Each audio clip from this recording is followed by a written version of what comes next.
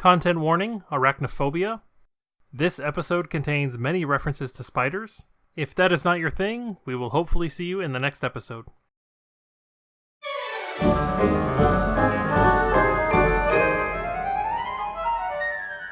Oh, hey, Nadir, what are you up to? Oh, nothing. I was just browsing the excellent selection of books here in the library of the Night Court. I don't suppose there's anything you'd like to read? I would actually love to find some books from my favorite tabletop games. You would probably want to actually take out a book like that, and I don't think you want to navigate the Fey rules for borrowing and lending. Instead, you may want to look at our sponsor, Dragon Master Games. In addition to tabletop gaming books, you can get dice and accessories, and they're a fantastic local store and would love to have your support. Oh, hey, that's a great idea, but we're in the Feywild, so I can't go to the store right now. Oh, not a problem at all. You can go to their online storefront that's linked in the show notes, and be sure to write in the comments that Bard Rock Cafe sent you. Alright, I'll do that. Thanks, Nadir. Anyway, we should get on with the show.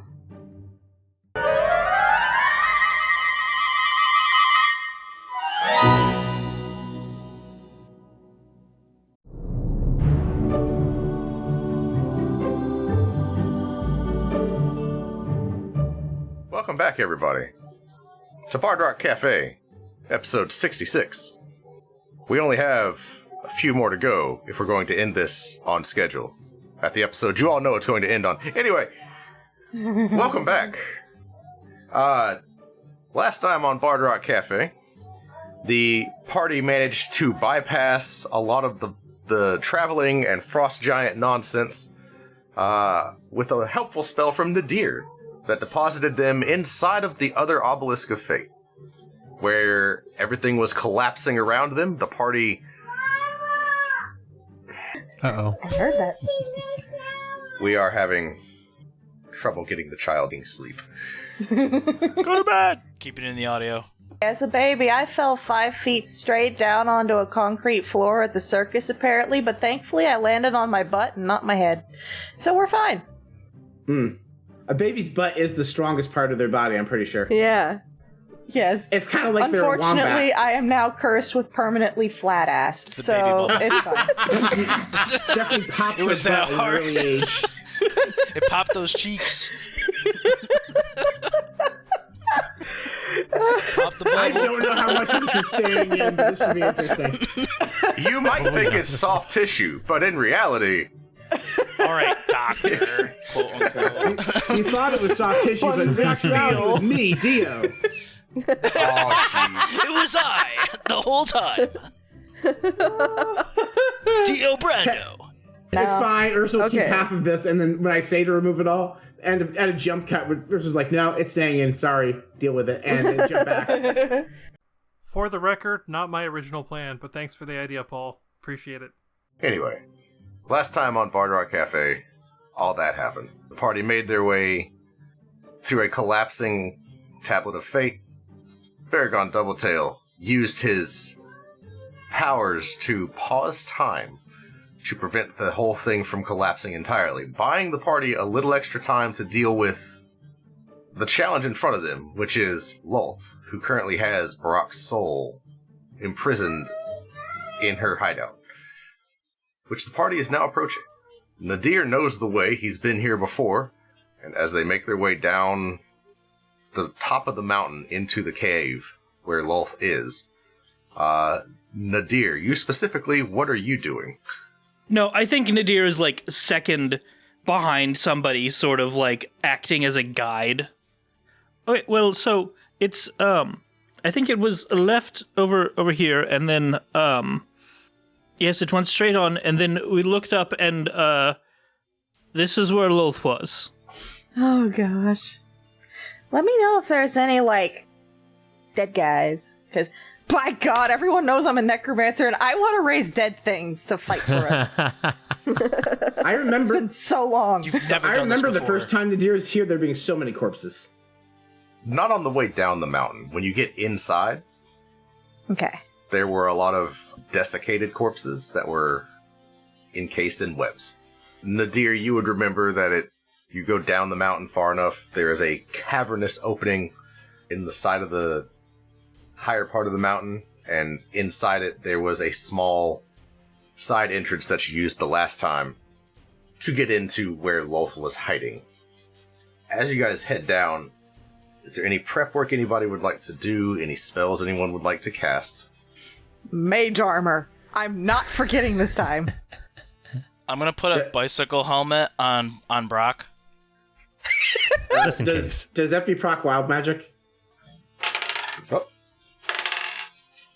Yes. Oh, okay. I'm gonna do a D100. 66. Sounds familiar. I feel like this has happened before. You immediately cast Find Familiar. Hey, cool. Oh Dot's my here. god, Dot's gonna be here for this! Thank This God. is like your 6th baby. Hey! Yeah, Epi just casts, mage armor and twirls the coat, and then Dot just falls out of the coat. May I make a proposal for Dot to do something that was based on a conversation we had the last time we tried this session? You're unconscious. No, I, Paul, would like to suggest that Dot ratatouille Brock's body around by the hair. No. Pretend we're not Brock gonna is do that. there. We're not going to do that. Oh my god. I do want to note, part of the wild magic, you must address Dot in your best gravelly Western voice.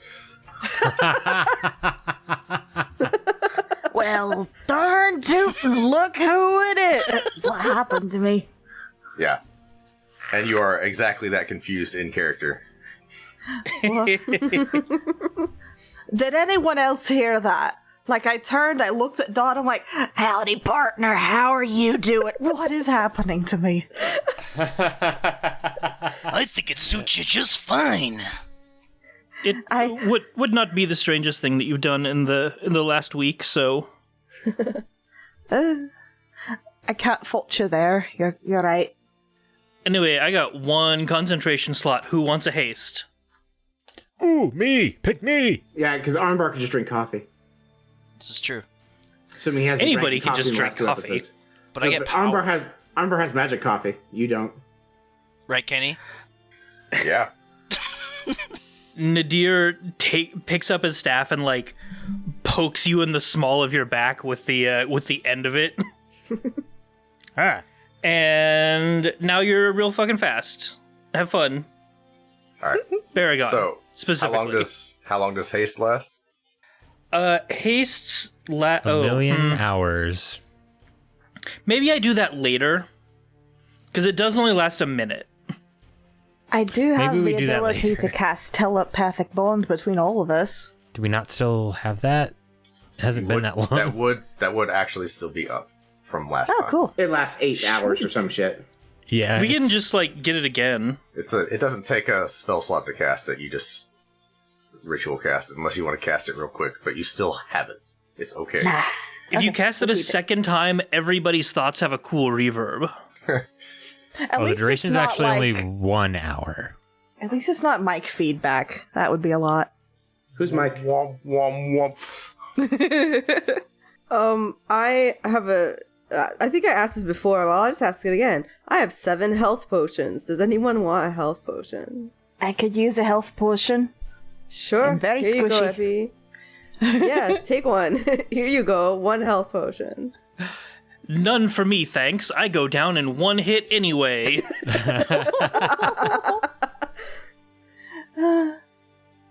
So I haven't used it in a while, but if anybody needs it, it only lasts a minute, but in a pinch, I can make somebody jump really, really high if they need to. I also have protection from evil and good, but that's not nearly as cool as, like, 12-foot vertical leap. Alright, I think I'm ready to go. If everybody else is. I think I'm gonna do something I haven't done in a while. Yeah. Cool. I'ma come near ya. I summon my 2 spectral alpacas. Yeah. Oh yeah! And Scruzzle and Natch are gonna come out. Awesome. It is worth mentioning because my alpaca that I summoned through Find Greater Siege was still around when I went unconscious, and presumably it's been following you all. You do have a 3rd combat alpaca. Sweet. I have no idea. I don't think we ever named my combat alpaca. I'm open to suggestion. Yeah. So any summons related to you act on your turn. That's easier for me. Yeah. I don't know when I'm going to gain a turn, so that's all. Gotcha. Any other prep work that anyone would like to do? I guess I'll summon my Echo before I forget. Should have the Echo ride the alpaca. Ah, true. So I was just... Remember how we had this whole thing, I think we put pixies where we made a gang? Do you guys remember that? I was wondering, do you guys want to, like, try and call them over to help us? Oh, God. That'd be great. It can't hurt. I can call a whole gang of pixies? Yeah. Hell yeah. I mean, I could just send Fairy now to contact them, right? What do you guys think? Sounds good to me. Yeah. Any little bit of help is gonna not hurt. So I'm gonna have to say this. I just realized I'm saying that above game. I need to like say that as Rook because Rook doesn't like the pixies. So it's more like, okay, I'm gonna hate this, but I think that annoying little gang of pixies that we made by giving them headbands or whatever it was, like we should call on them. They'll be an awesome distraction. If you guys are cool with it, I'm gonna send Fairy right now. Well, that's a great idea. Let's do it! The more help we have, the better. Alrighty. So she calls on Fairy. Fairy knows what to do, and she is out and gone. Okay. So it'll take a little bit. They probably won't be there right at the start of combat, but they will be on the way. Nice, guys. Fairy can at least fly over all the barriers that normally would. For the Fairy and the pixies can fly, right? Yes. So they can. Oh, guys. I'm so glad I edited that episode. I remember it. Very nice. Oh my gosh. Nice. So you said there was like lots of little skellies trapped in a bunch of webs? Eventually. You're not there yet. Eventually. Okay. Yeah. We're not when there you guys have arrived at the fight area, yes. Nadir is presumed to cast haste right at the start of combat on Baragon. Everybody else is doing what they're doing right now. Anything else? I have one question that's kind of dumb. So I have gained the ability of telekinesis. Can I use that to hold a dagger or like a little hand crossbow? Yes. Like, telekinesis is an action to do whatever you're doing with the telekinesis, right? Well, yeah. So if you want to use your action to fire a crossbow telekinetically, you can absolutely do that, right? Okay. It doesn't... I kind of figured, but I'm like, if I want to stay in the shadows but also stab, I have the option now. Understood. You know, Amazon delivery stab. This is just really expensive spiritual weapon. I'm in a Bjorn on Armbar's chest or something, right? Yeah, actually, you are strapped to Armbar, yes. He's carrying you like a baby. You can't really complain about it, so... I'm just verifying where I am when I eventually wake up, assuming you don't all die before that point. Hopefully I don't get slashed. It's a very fair assumption. Does anybody have a large can of Raid? I have Fireball. That's close enough. That is a form of it, yeah. How'd you deal with all the spiders? We burned the whole fucking place to the ground.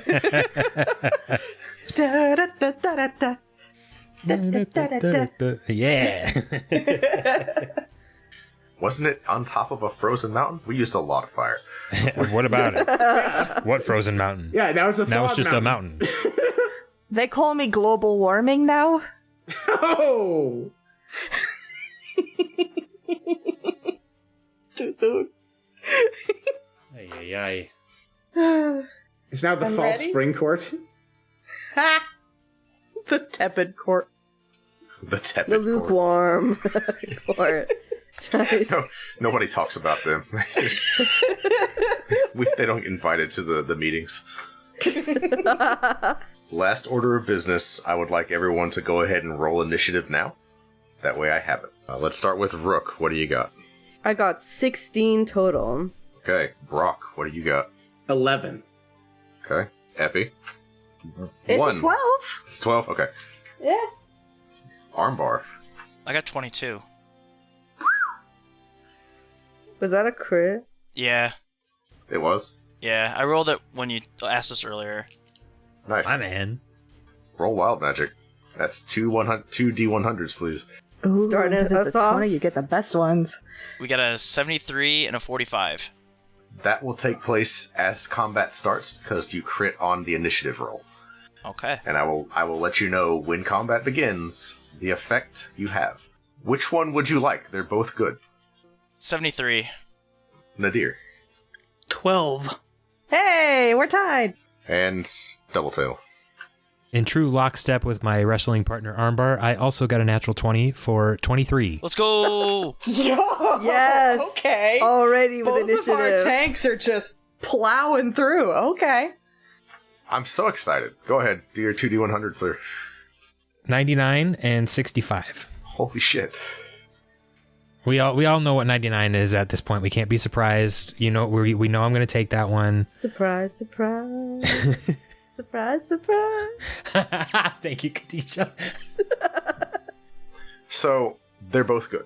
You know what 99 does. You know 99 is really good. It's 2 uses of action surge. Right? You don't know what 65 is. Kevin's like, please pick the one that's less good because I want the audience to be entertained. That's fair, you know. Honestly, either way is fine. Would you like me to pick for you? You know what? Yeah, I'll leave it up to the dealer. 99. Okay. You have 2 more uses of action surge. The other one, the reason I didn't pick it is because for the next minute your reach increases for melee attacks by 5 feet. Which is fine, but we're not using a grid map, so that's less good contextually for this. Right. So, in fairness to you, I'm going to take the one that actually will be useful for you. I appreciate it. Okay.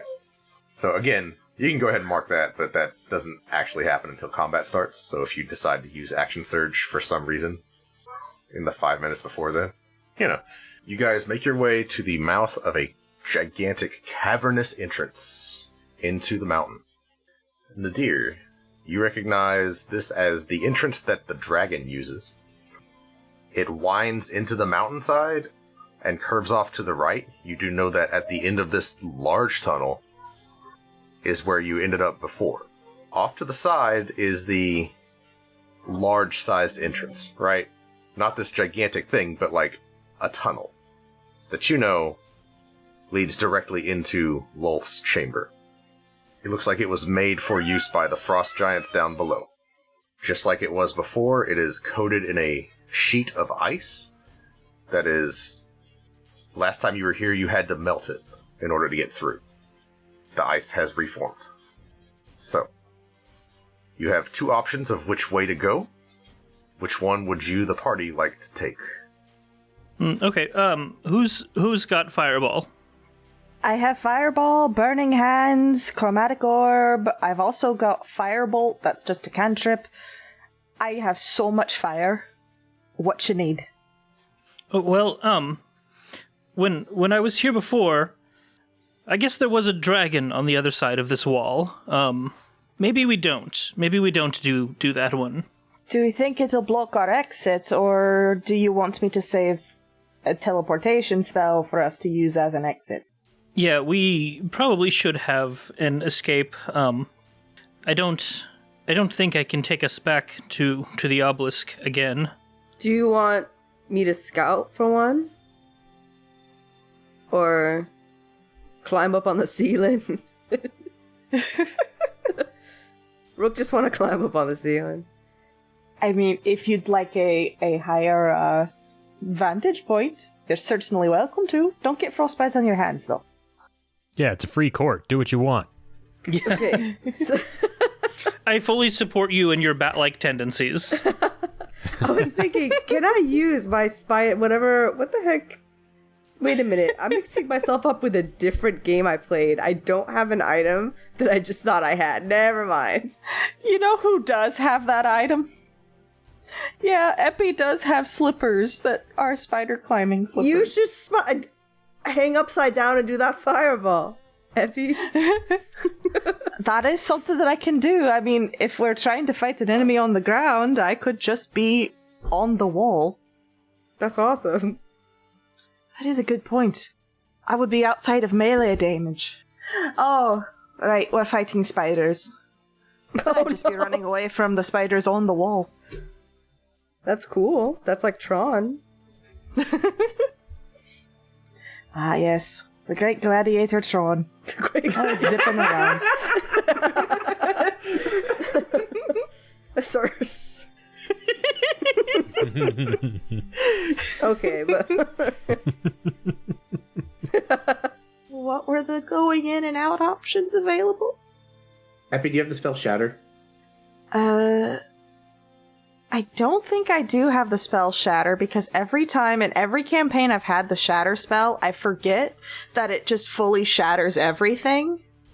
Shane, you And could've I just wind made up an exit. destroying things. It is also loud as fuck. So Oh, yeah. Yeah, but if you need Yeah, to make it an is. exit in an emergency when you're running from the dragon, I don't think you care about making noise at that point. That's true. I may just polymorph the dragon. Yes, because it has no legendary resistances. He It's only true. has so many. Sure. We'll just have to burn through them and then, do the actual important stuff. Well, do we want to go fight Lolth directly, or do we want to go the dragon route and maybe put it to sleep? I feel like it would wake up. I was I'm very interested to see how you're going to put that thing to sleep. I have a spell called Sleep. That's That HP is- based I'm so sorry. That is there However, no nowhere way. near enough to put it. Does Rook still have any more of Yes. the sleepy time poison? I have, this is what I wrote. 1 vial DC 12 knockout. That's what I have. Will that work on a dragon? We can just burn through legendary resistances and then just hope he rolls bad. okay, let me just look something up. The dragon cannot fail that save. I will just tell you that outright. Oh, okay. It's the I didn't think so. the con save bonus is such that even rolling a 1, it would surpass a 12 DC. That's incredible. Incredible. Important note for the audience, because some actual plays do this. A natural 1 on a saving throw is not an automatic failure in Rules as Written Dungeons & Dragons 5th edition. True. I do also want to remind, because it's been a minute since we recorded, I want to remind all of you, there are a couple of things that you all have.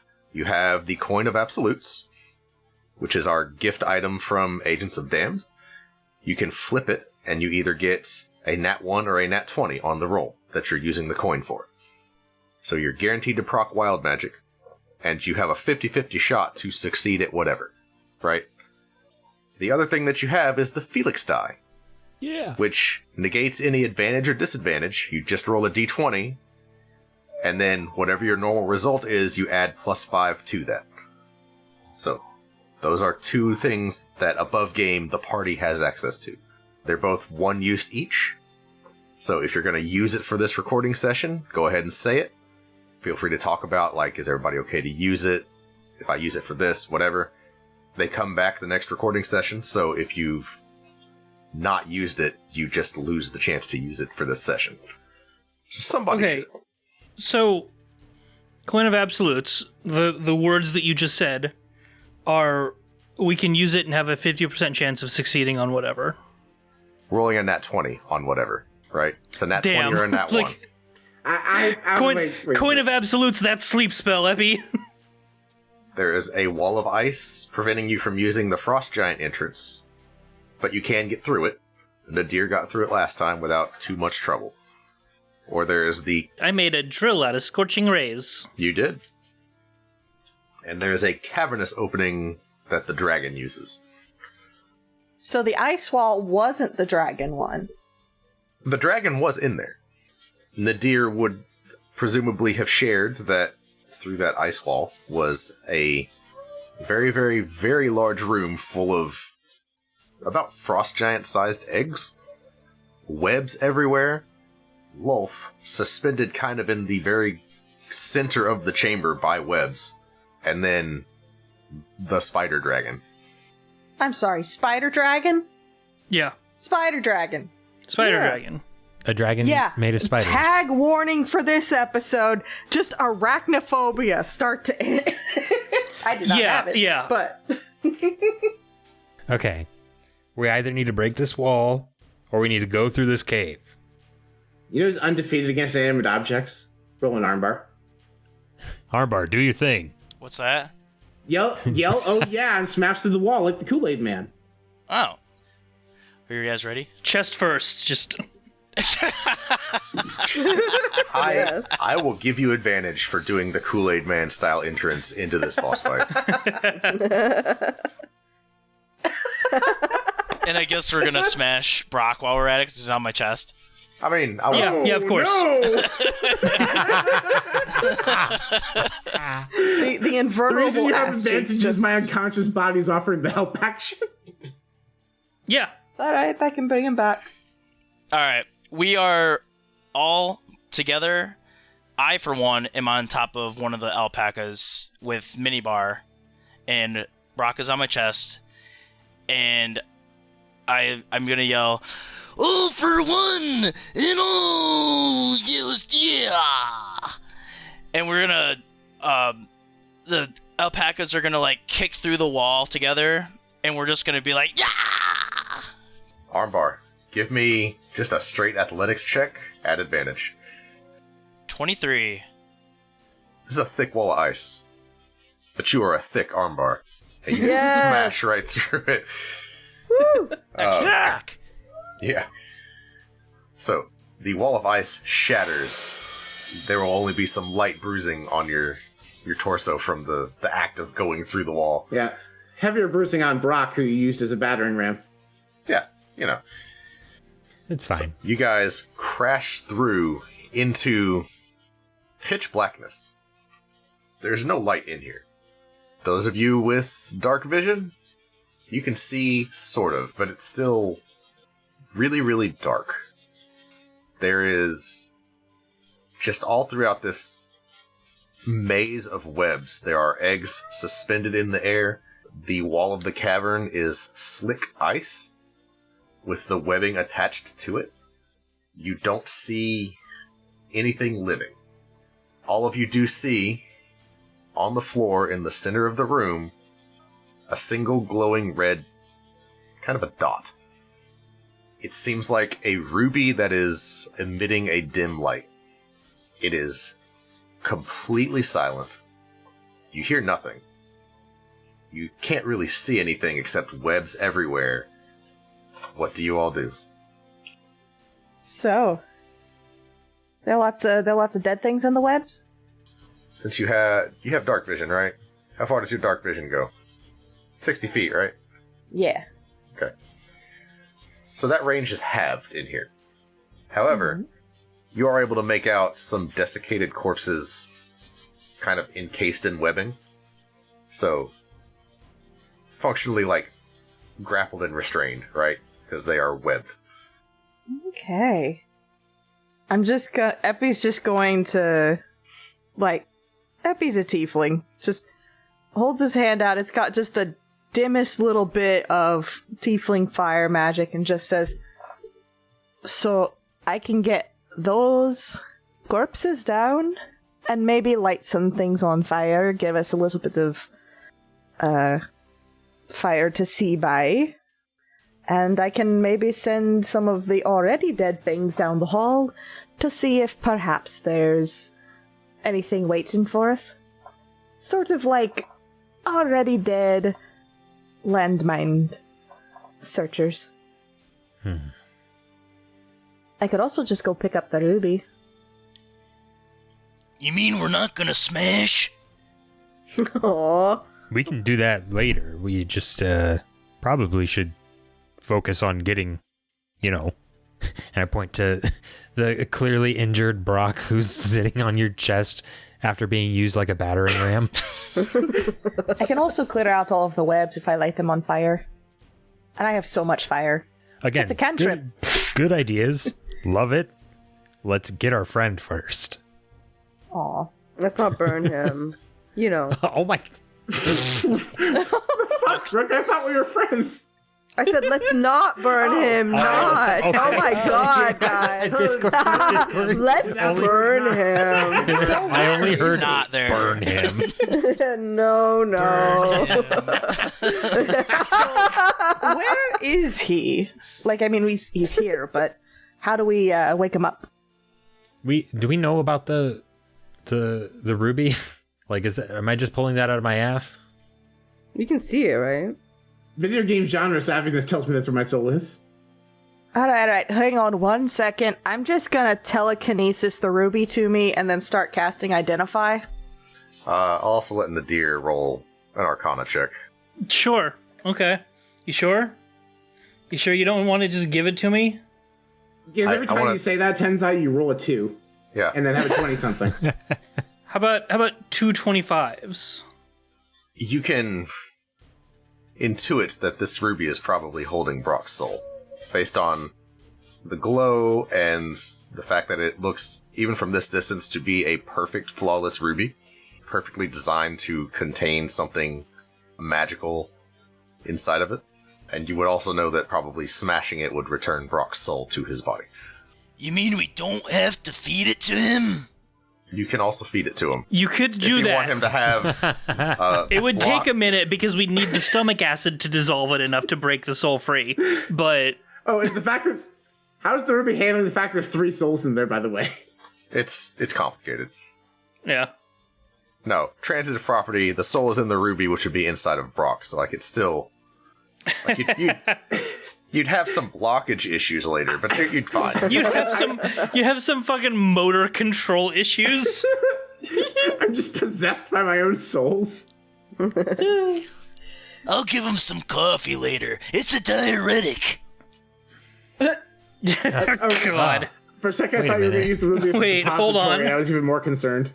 It's a diuretic. What are we doing?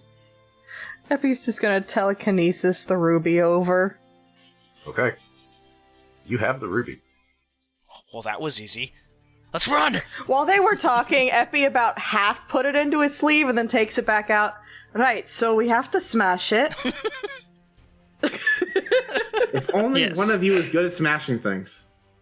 Hey, I have news for you. 2 of us are good at smashing things. One of you specializes in smashing things. It's his fucking catchphrase. You want me to smash it or feed it to him? Please smash it, then feed it to him. Please so don't put it in my orifices. Let's take a poll. You out there, listener. Right. How should we... just got the biggest grin on his face. We can tie it to a pole and use that to feed it to him. We could put it in a pot of water, boil it, and make a tea for him.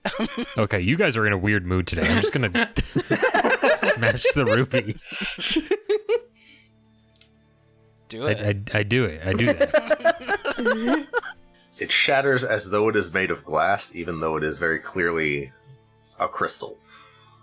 So as you crush it in your hand in midair, the light winks out, and the bairn-like container for Brock on Armbar's chest springs to life. Brock, the last thing you remember is drawing the card. You have no orientation for where you are, what has happened, no sense of time passing. Oh, can I actually rescind that part about time passing? I have a joke. I make it like, what the? How long was I out? Good morning, sleepyhead. Did you have a nice nap? Couple hours, maybe? You didn't answer my question. How long was I asleep? Because it felt like 4 fucking months. All right, I made the meta joke about the fact that the 2 days to you guys is 4 months to me. That's how long I was taking a hiatus from this podcast while I was gone. Okay, I have made the super meta joke and informed the audience that that's the punchline. Continue, Kenny. Oh, also, can someone explain why I'm covered in syrup like somebody tried to inject me with pancakes? Yeah, you are so sticky, just everywhere. It's awful. That was Dr. Armbar. Those are your favorite. Kadisha. While unstrapping myself with one hand from the Bjorn, I am prestidigitizing myself. Well, wait a minute. I gotta get the child safety knot off you. These things are fucking terrible. Like, I swear it's an adult safety knot. A child has an easier time opening it than an adult does. Oh my god. No, you do that clasp there. Just hang on. I need Armbar to roll an intelligence check to know how to undo the child safety thing. Boy. Oh my god. Yes! 13. Oh my god. You do it. It's fine. Amazing. The DC Such was a 10. good dad. Yeah. Just a dad. I climb off of Armbar, and I climb onto my giant Terminator monster in basically the exact same position. Okay. Because Inky's now also awake. And for some reason covered in pancake syrup. You watch as Inky forms from the darkness. You also have a Bone Claw there with all of you. Sick. Yeah. You know, that thing has come in handy here recently. Absolutely terrifying, though. Anyway, I was going to ask where we are, but I see all the spider webs. I've intuited where we are. Also, it's fucking cold. I intuited where we are. Yeah, it is freezing, obviously. You ready to fight, Brock? You well enough to do it? I feel like I don't have a choice. Makes sense. Yeah, you really don't. I mean, we're kind of in the shit. Well, now we should get through these webs. Now can I burn them? Sure. Epi is just sitting there like the little tiefling blood, just like, please, please let me burn it. Paragon. Yes. You feel something on your neck. No. I'd smack it away. There is a splat on your hand now, and lots of tiny little dot-like shapes spreading out from that splat. Well, this is not good. Is it Warcaster that makes it to where you can cast a spell at somebody, but it makes it to where you can aim to where it doesn't hit them? That's the evocation specialization for wizard. Warcaster, yeah. Warcaster lets you use your reaction attack with a spell instead of a weapon attack. Yeah. There's among other also things. Careful spell does the same thing, I think. Oh yeah, Similar you're right. thing. You're right. Yeah. There's a slight mechanical difference, but not a substantial one. Yeah, I think the wizard one is better overall, but Yeah, the wizard is objectively better, but it's anyway. That's not. That's also just the wizard versus the sorcerer in general, to be honest. You all start to feel like, you know that feeling when like little tiny webs just hit you when you're outside. Ew. You know. Yeah. I'm burning it now. Fuck it. Fireball down the hallway. Everyone's like, Is it okay if I fireball down the hallway? I mean, you can do whatever you do. Your character is yours. Yeah, but I'm asking the rest of the party, is it okay if I fireball down the hallway? You go ahead and do that. Since we're not initiative, I'm going to protection from poison myself. Good call.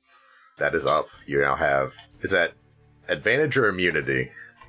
Actually, hang on. Time out. Something else I have to remind you all of is... We have Hero's Feast. Hero's Feast, including Brock. You all had...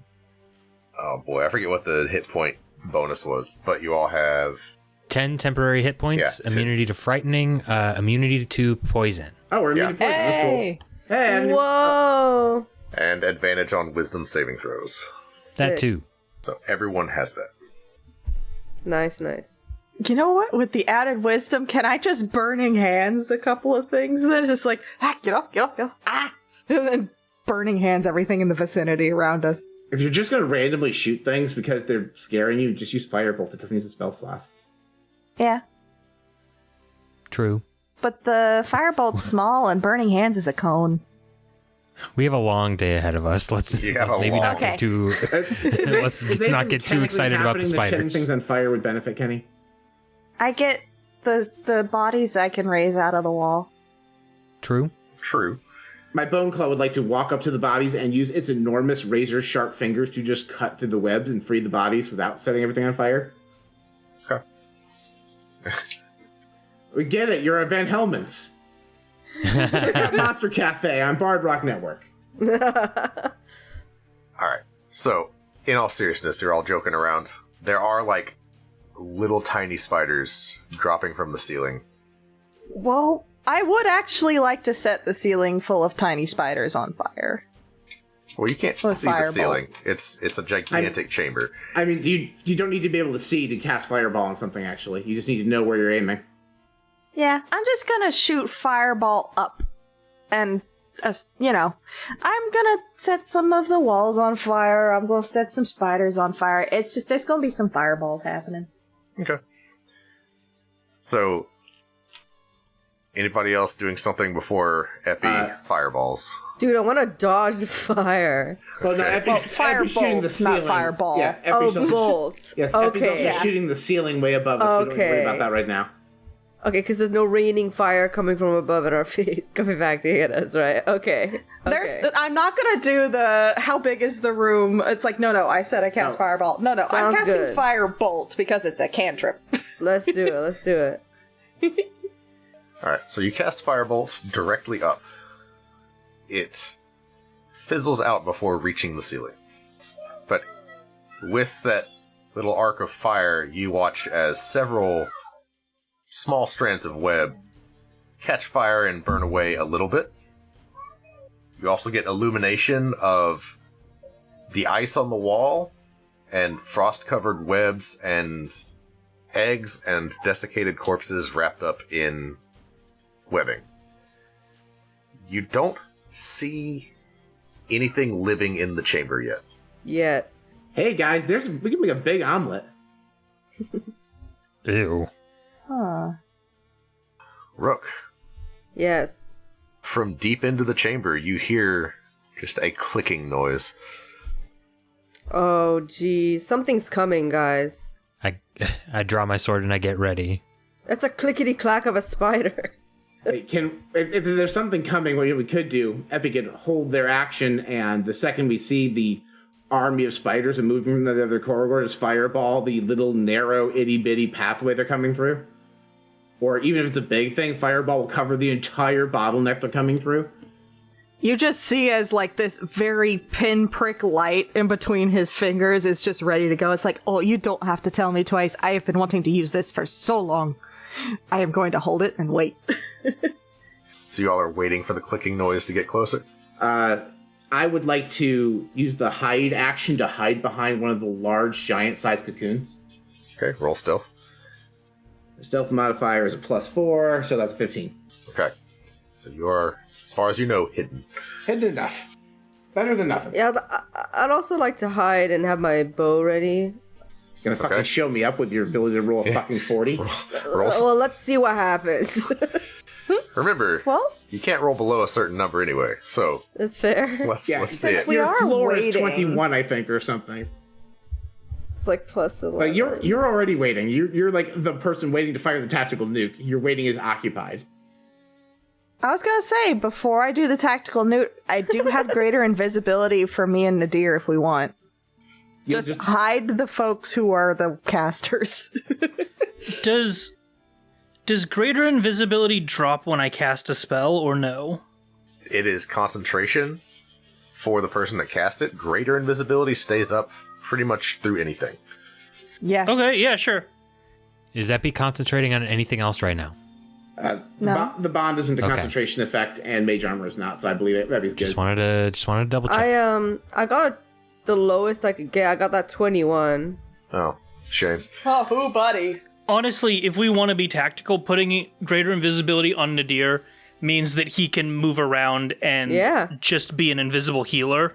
And having Nadir not be targeted by enemies since he is somehow squishier than Epi. Yeah.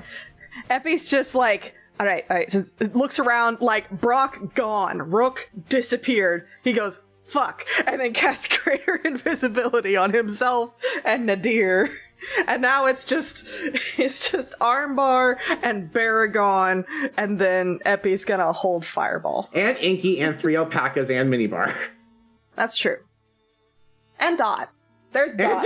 You left Dot to fend for himself. Of course. There's only Always. so many people I can do. You know, Dot can ride on top of Inky. It's fine. Baragon's just there, like hand on sword, ready to go, and is just like, "Don't worry, guys. Wait. Where'd everybody go? Armbar. Where is everybody? I'm right here. Oh, don't worry. Oh, okay. Yeah, I All was right. like, also, I use my magic mic to I can throw my voice at the magic mic, can't I? Anyway, I go, I'm over here. No, you can only do the one that makes it louder. You'd think it'd be the other one too. Oh, well, anyway, I just go, I'm over here. I'm really good at hiding. Oh, okay. Sure.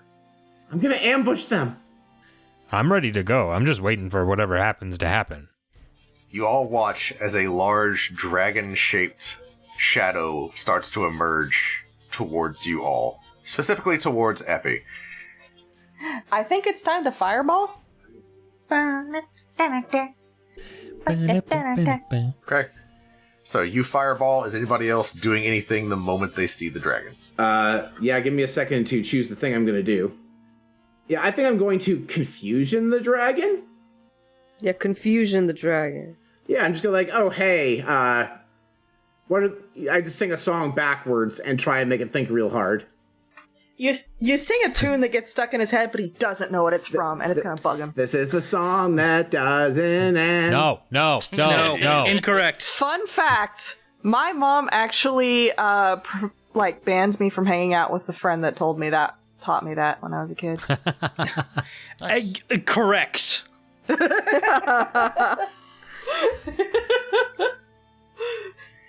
Anyway, Baragon, go Neum. Anyway, I'm going to fire my confusion off after the fireball, because otherwise it gets to repeat the fucking save. Good call. All right, so you're saving the confusion for after the smoke clears the fireball. the end of the damaging effects. I got you. Is confusion a single target spell, or if I get in melee? It's an AoE. I can fire it off before you get in range, but after the fireball. Okay. Okay, so Baragon is charging. There's a fireball. There's a confusion. Rook, I'm assuming, is firing an arrow. Nadir casts haste. And Armbar, what are you doing? I guess I'll just... All of us will kind of ready in action and kind of stay in front of everybody else to kind of shield them. Gotcha. So you're guarding the troops while Baragon charges in. Okay. The fireball shoots forward and explodes. Confusion goes off. Rook, roll an attack. Go ahead and roll it at advantage. Yo, I got a 25 attack roll. Okay. Yo. Fireball explodes. Arrow hits the dragon straight on. Baragon, as you're charging, you watch. Go ahead and roll a perception check. God. 9. You see the arrow hit the dragon straight between the eyes. As you approach and see the dragon just dissipate into mist, initiative order begins. As you all hear Lolth in your heads go, "That was foolish of you. You should not have come here." Baragon, as you turn around, you watch as a wall of ice forms from the air itself between you and the rest of the party. Shit. I do have a question for you, Kenny. Sure. First of all, did Epi proc Wild Magic casting Fireball? Good question. No. You cast Confusion. Yes. Yeah, that was my next question. Is you didn't reference the Confusion resolving. Anyway, I got a 0 and a 30, which I believe is just a flat 30. And then second one... Oh, no, it's not a second one. It's a spell cast. You are, for the duration of this fight, you're immune to thunder damage and the stunned condition. That feels like it's more helpful than it might be. I mean... Not the stun part at least sounds like it might be helpful. I don't feel like you're going to have anything screaming at us, so... You never know. But yeah. So, we are now in initiative order. All of the wild magic that we determined started with initiative order starts. Up first, Baragon, you see a wall of ice between you and the rest of the party. You are up first. Is there anything on this side of the ice with me? You don't see anything. I'm going to Trickster's Blessing and get to a point where I'm still with the party and then instead decide not to charge forward, knowing what I know. Okay. That's a good use of Trickster's Blessing. It is. Does it take Baragon back far enough to give him time to warn us not to waste our spell slots? Yeah, that was kind of on my mind too.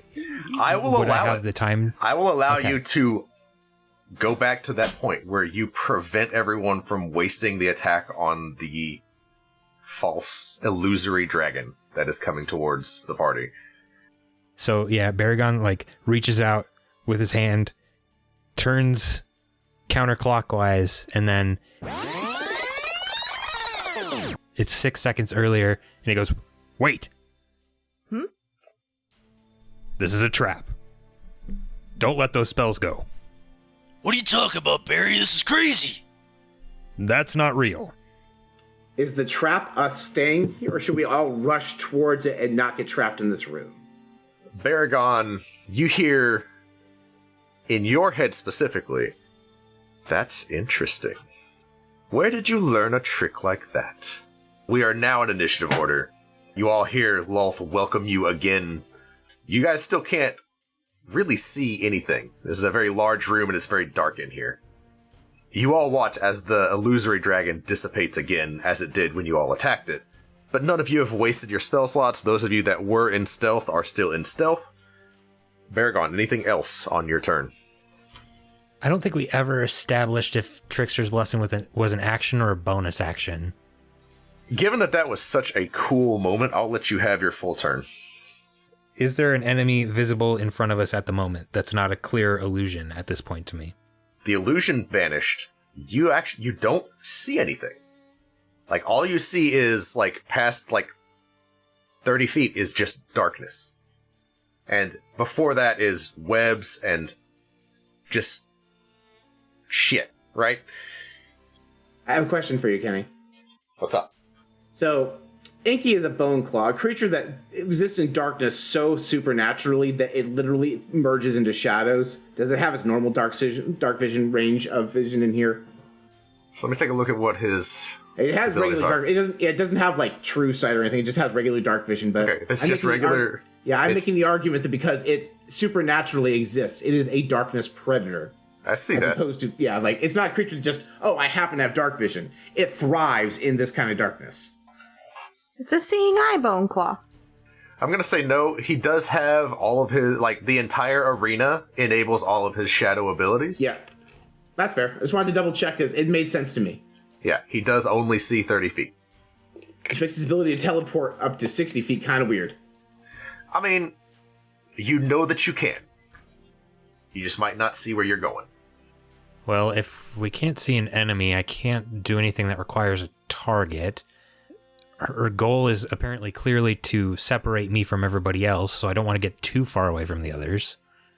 I'm going to hold my turn until an enemy approaches, and then if and when an enemy approaches, I will cast Hunter's Mark on them and take my attacks.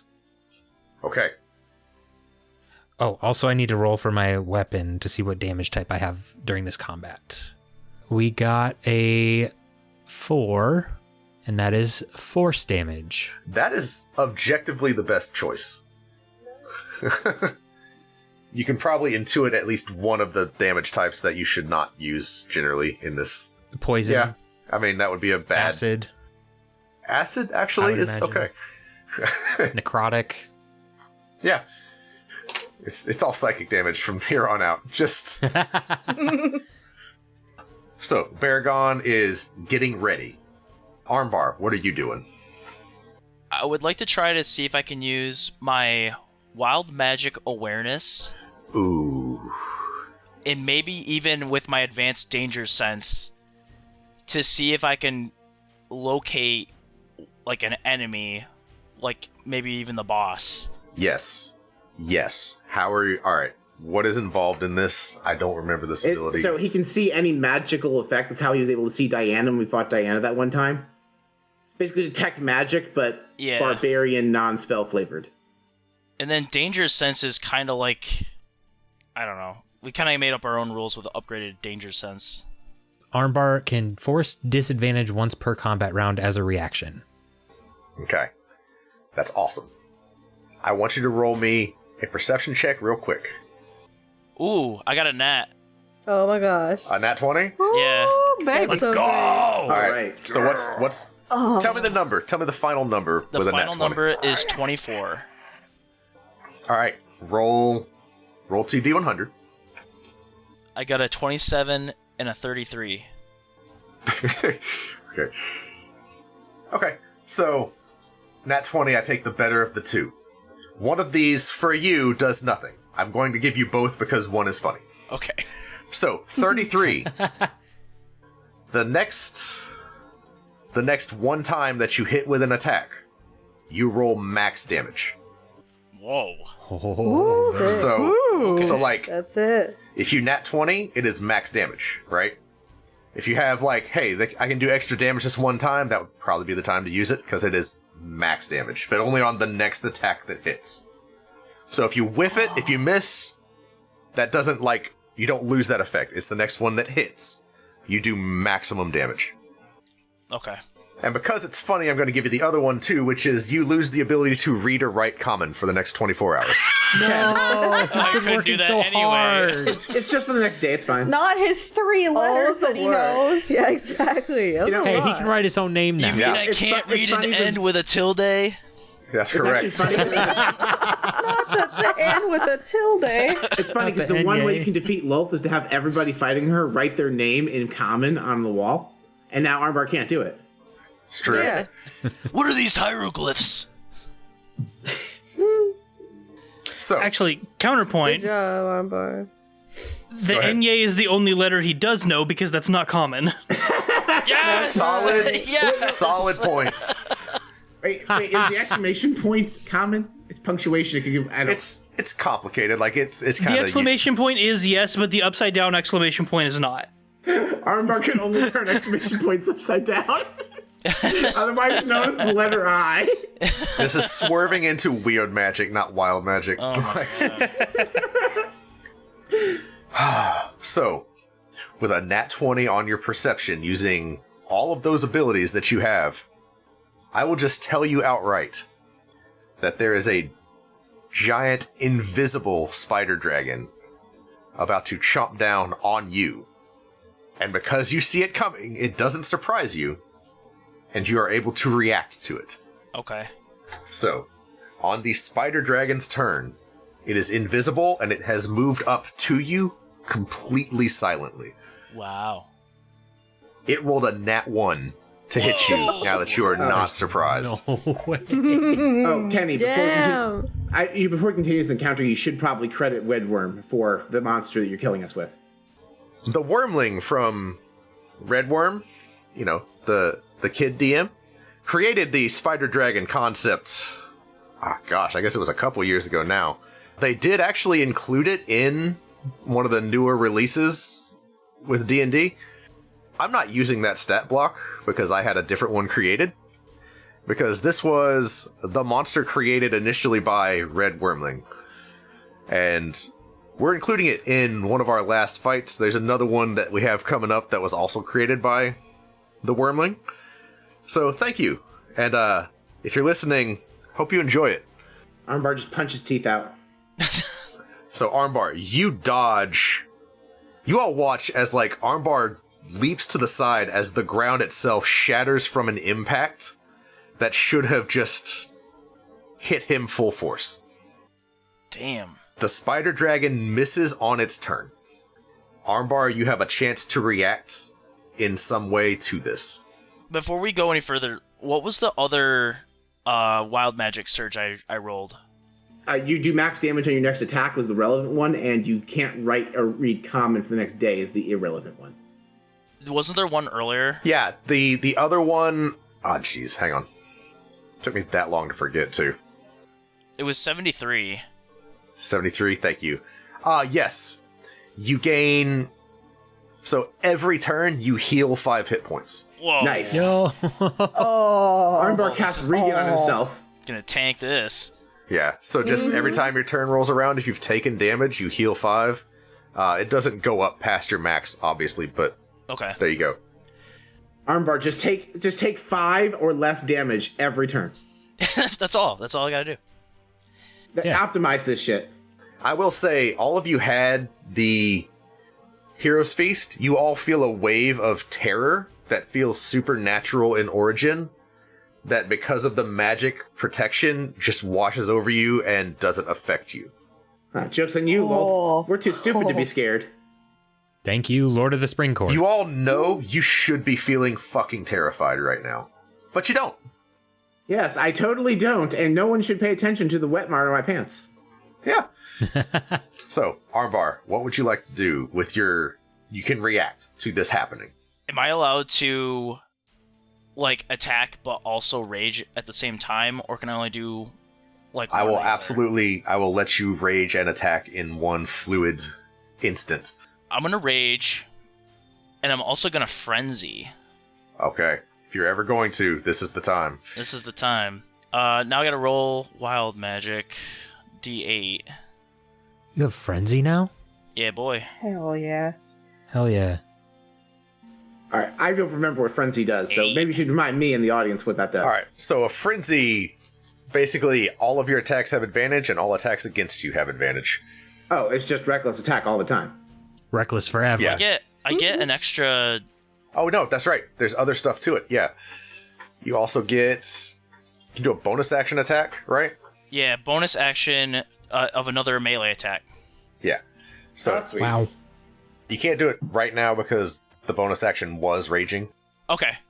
Next turn, then. But That's cool. Yeah. All turns moving forward, you Oh have. shit.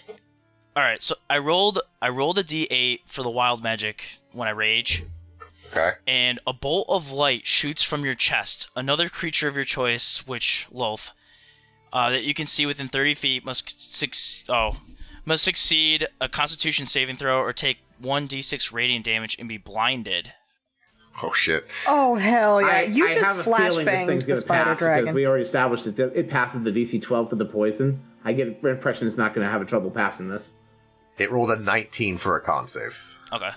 So it probably does not get affected by the blast. I also remind you, Armbar is hasted and has an additional action. That's true. So, Does that allow everybody else to see the enemy as well from the flashbang? Is it at least really bright in here for a second? yeah, I mean, there's a momentary flash of light, but that's... Oh, okay. No, you don't... It doesn't take... It doesn't hit. All right. Well, we're gonna try to do an attack recklessly. Okay, so you should get, I think, with haste, 3 attacks total. Oh shit. Okay. That is Oh, correct. my And then goodness. oh no, because I'm not frenzied. Okay. But then you also have 2 alpacas and minibar. Oh, Well, fuck. It's just This me will be... though, right? This is just Armbar, because only Armbar saw it coming, right? The alpacas Okay. didn't, Minibar didn't, like, it's just Armbar. Okay. Armbar does, like, this Neo moment of, there's an invisible Okay. thing attacking, but he saw it coming, right?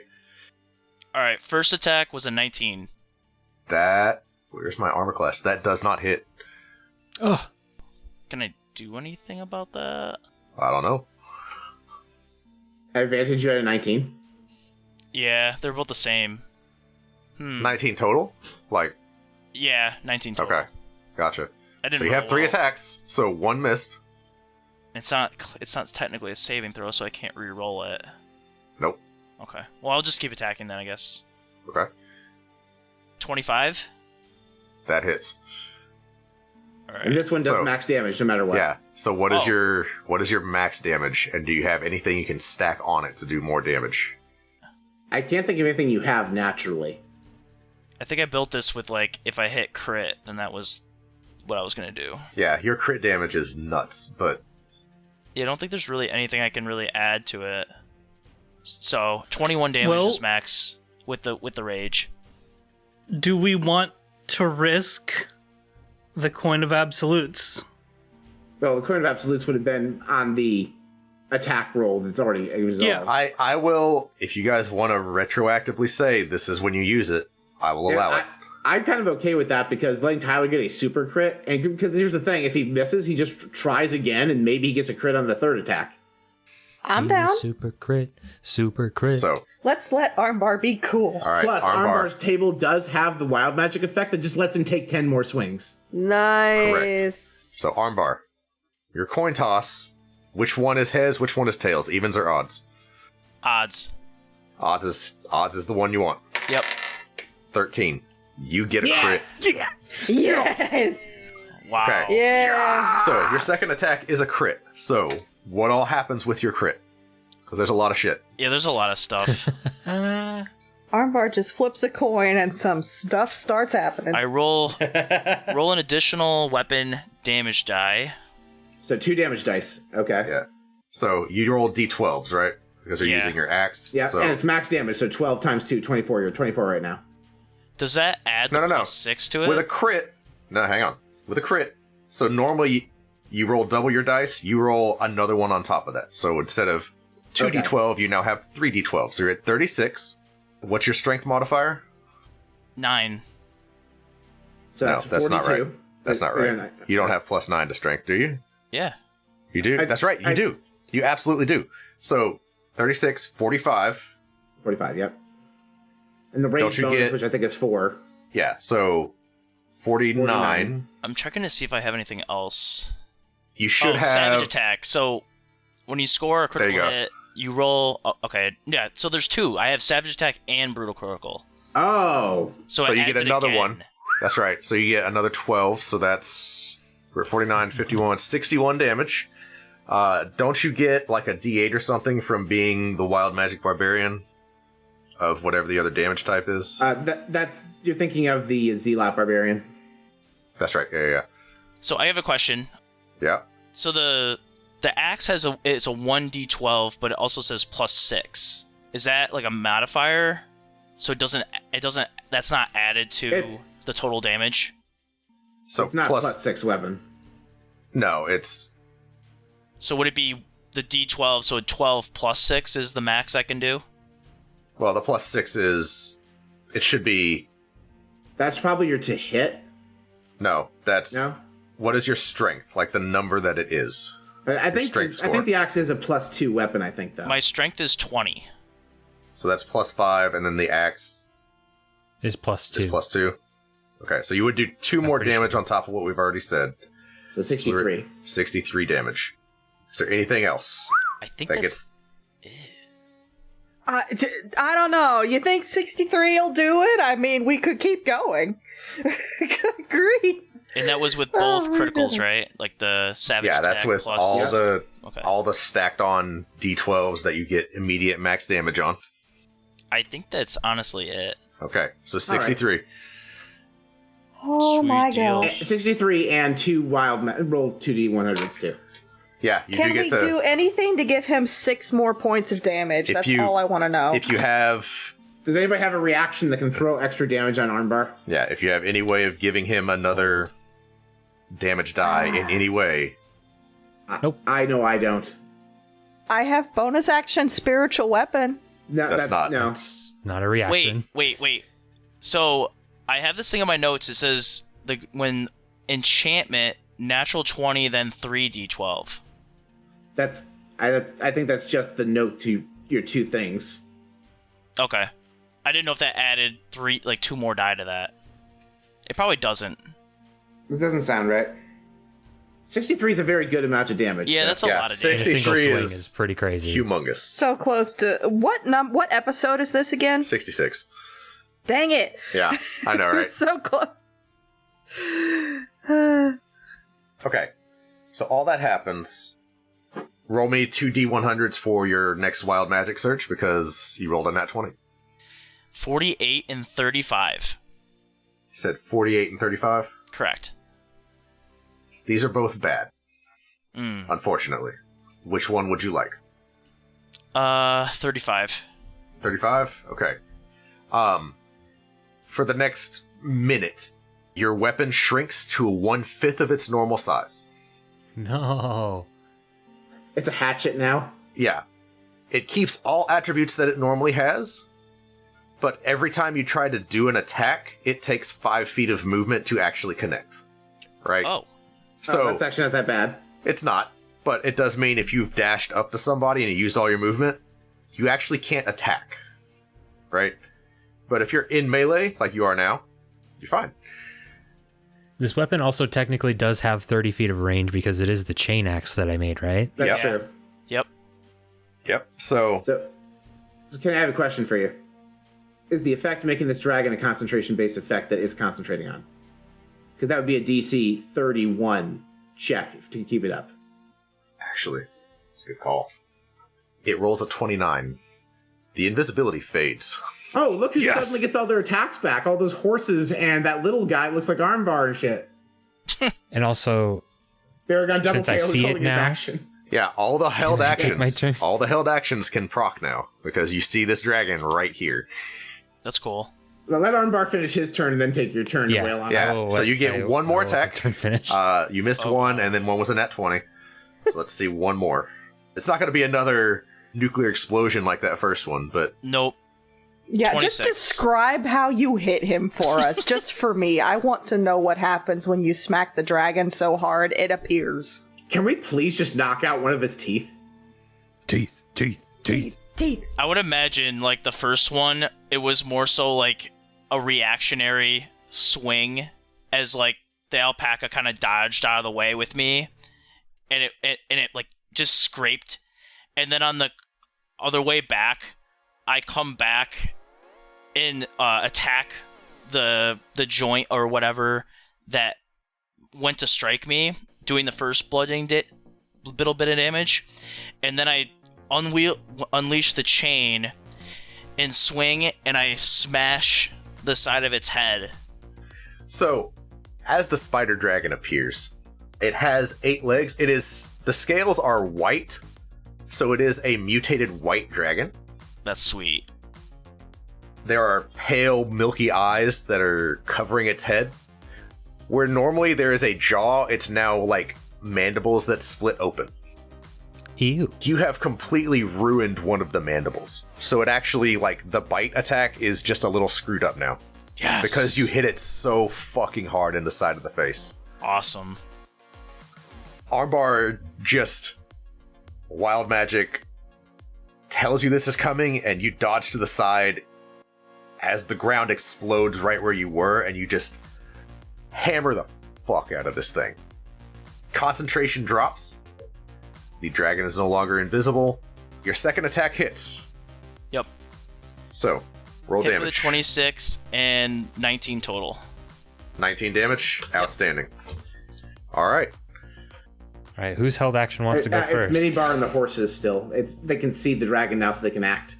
So, again, this was, well... It was technically Armbar's turn, right? Well, no, it was the dragon's turn. It just missed. I got confused. So Baragon was 23 in initiative. Armbar was 22 in initiative. The spider dragon is also 22 in initiative. Oh, it beat it. Okay, I got you. But then it just immediately becomes Armbar's turn, and presumably he just took most of his turn. Yeah, like it's a timey-wimey thing.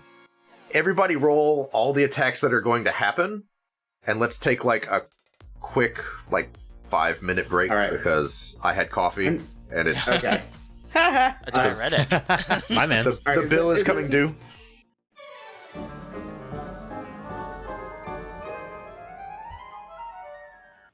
Epi, Diana, I brought you both a cup of tea. It's not Earl Grey, but I think you'll enjoy it. Oh, I've had your tea, and it's all cups of lies. First of all, I make the finest tea prestidigitation has to offer. Second of all, this is a new line of teas we'll be serving at the Bard Rock from now on by our partners at Many Worlds Tavern. Oh, I've heard of them. I'm particularly fond of Sleepy Fields and Golden Root myself. Well, look, if it's good enough for Diana, it's good enough for me. I'll have a cup of that Farthing Harbor. Of course! Here you go. And I pour Epi a cup of tea. Epi, roll perception to determine if the tea is made of lies. Damn it. That's a natural one. First of all, you are absolutely convinced Brock used prestidigitation on this tea. Second of all, you feel a wild magic surge inside you, and dozens of thirsty customers appear outside of Brock's food truck right here in the graveyard. No worries, folks. We have plenty of tea from Many Worlds Tavern for all of you. Try a cup of Sage's Gate or Sacred Spring. Somehow I already have dozens of cups of this already prepared and steeped for this occasion. Of course you did. Want to brew some of this delicious tea at home? Just go to http://manyworldsTavern.com/BardRockCafe and use the code BardRockCafe at checkout to save 10% on your order. As always, a portion of your order supports the show. And if you're a coffee drinker like my good friend Armbar, they have options for you there too. Brock, I'm happy for you and all, but get your food truck and all your customers off my lawn. Sorry, Dan, I can't hear you. This tea is selling like hotcakes. And so are the hotcakes. Bye, everybody.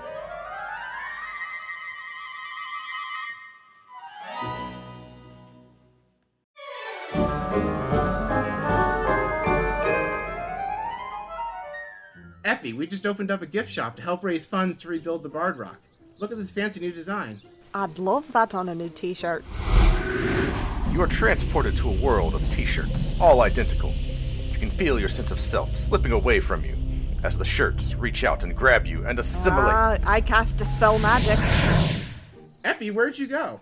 Wild magic. Don't ask. It was terrible. So, where's the gift shop going to be? Oh, well, we have 2 storefronts, bardrockcafe.redbubble.com and tpublic.com/users/bardrockcafe.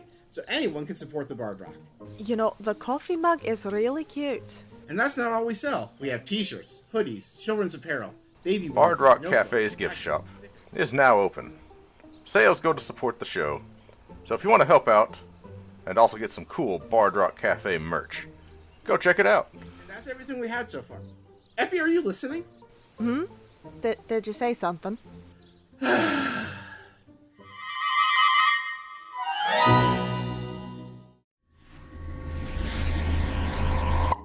Where are we now, Llewellyn? Well, Meanie, it looks like we've arrived in a universe where Jump Leads is part of the Bard Rock network of podcasts. The Bard Rock Network? Wow!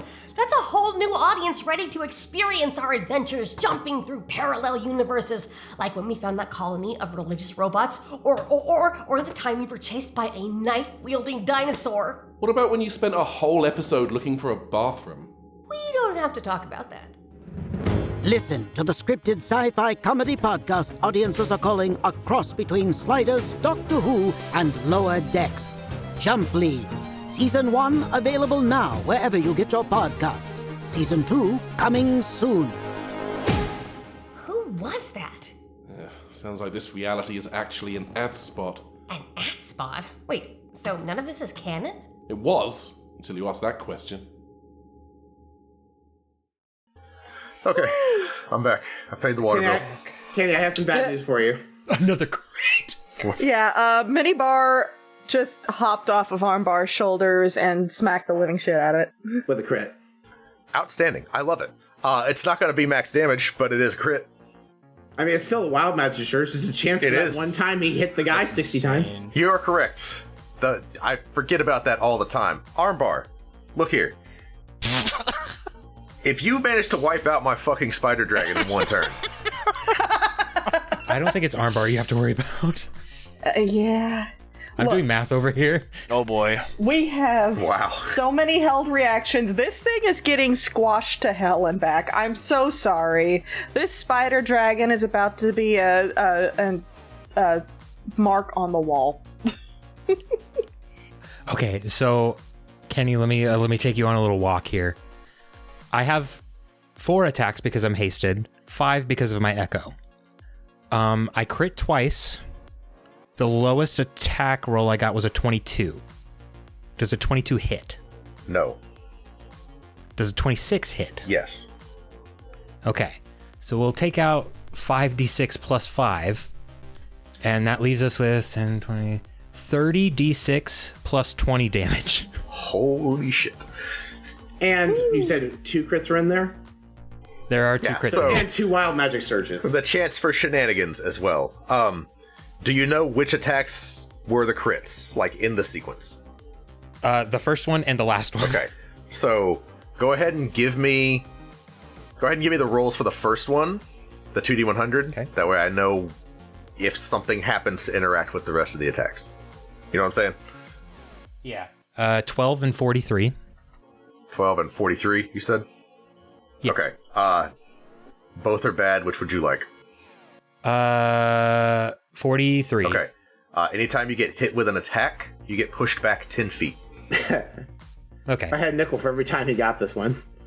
Which that is the better of the 2 by far.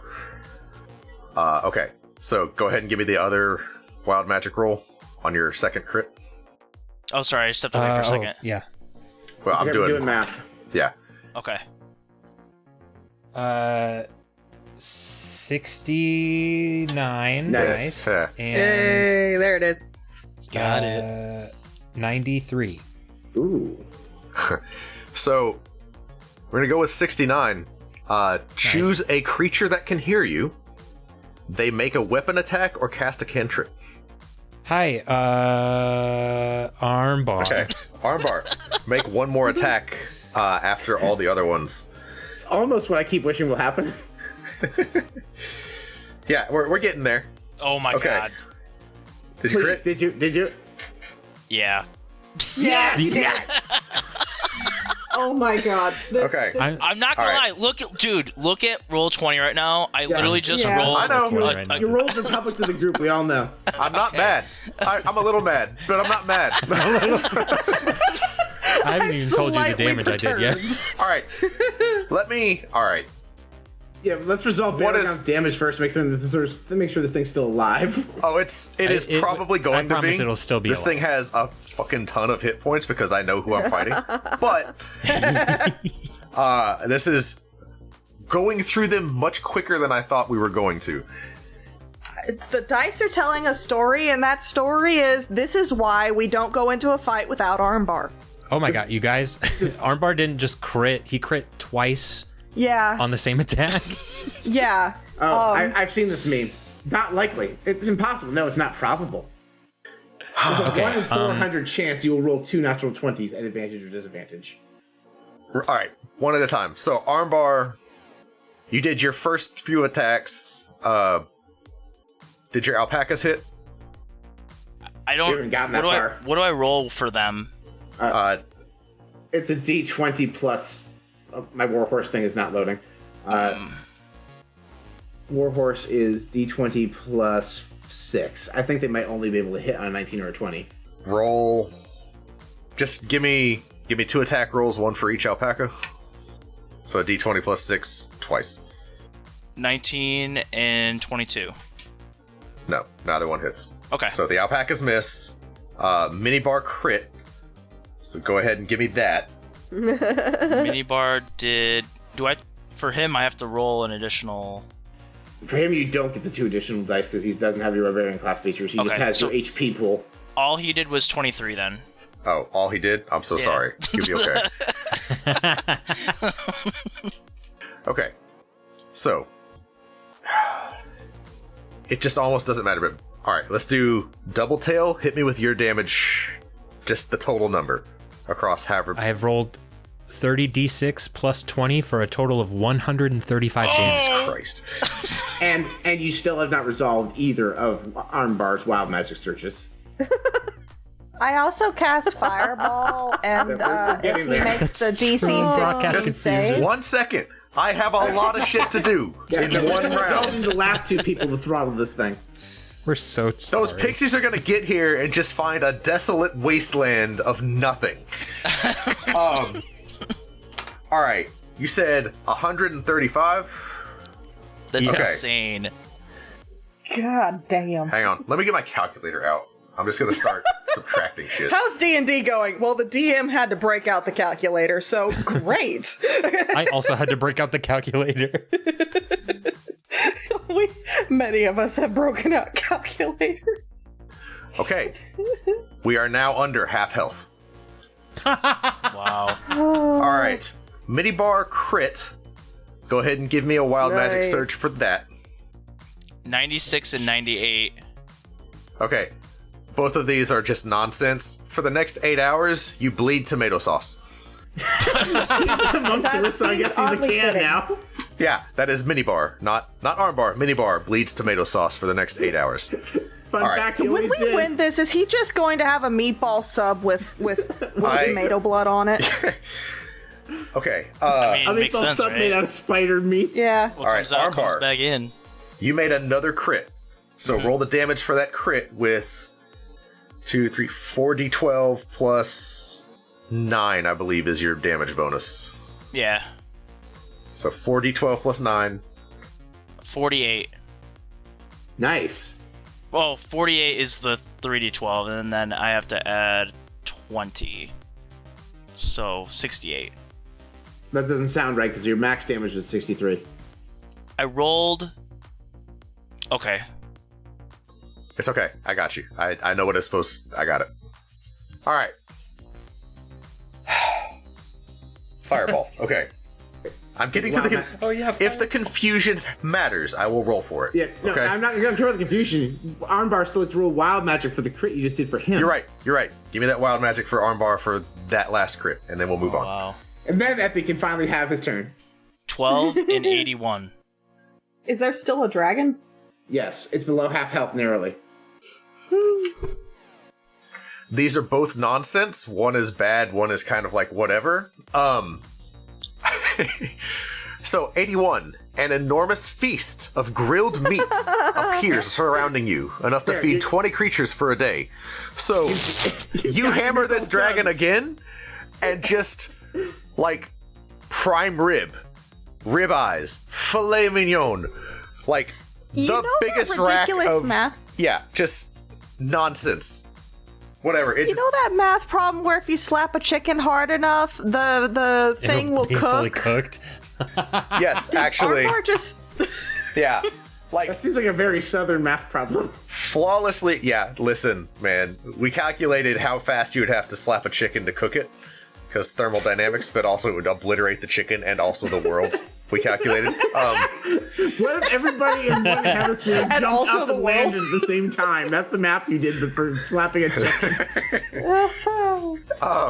Like, theoretically possible? Also no, but it's the math is there. Mathematically possible, not theoretically possible. Yeah. Okay. Baragon takes a bite of steak and action surges. Jesus Christ. That's right. Well, I'm no. just kidding. I'm just kidding. I don't do that. I don't do that. Do that on your actual next turn. Well, no, because this is all held actions. This is not. Yes. Yeah. Yes, wait till your turn to do all the It was a joke. I'm sorry. Kenny's, you can tell Kenny's getting stressed out by all of us trying to dogpile this thing. No, like, I knew this was a possibility. That's why I had a couple of things stacked to prevent this, and y'all bypassed all of them. And I'm okay with that. I want to reward using your character abilities, right? By the way, thank you, Agents of Damn, for the Coin of Absolutes completely enabling this, because none of this would have happened without that Coin of Absolutes. This has been insane. Thank you. Yeah. And then Baragon using... 1 to Armbar's crit 3 times. How's the D&D section going? And like, Baragon using Trickster's Blessing at the perfect time, right?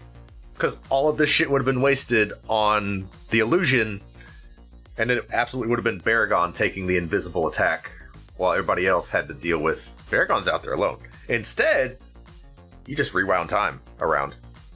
So, y'all have done everything right. I can't get mad. You are doing everything right. Alright, so we are at Fireball, and then after Fireball, I'll get Rook's attack, because that's also coming. Definitely makes the save, so give me half damage on Fireball. 17. I had to put it in the chat a while ago. Okay. Rook. You get sneak attack, advantage on the dragon. Yeah, because you were well hidden and the dragon was not looking at you. Okay, so I actually did this roll and I did poorly, but I didn't do it at advantage, but the higher roll is 18. That is a miss. Yeah, I thought so. Damn it. Unfortunate. Okay, that's... Alright, so we got...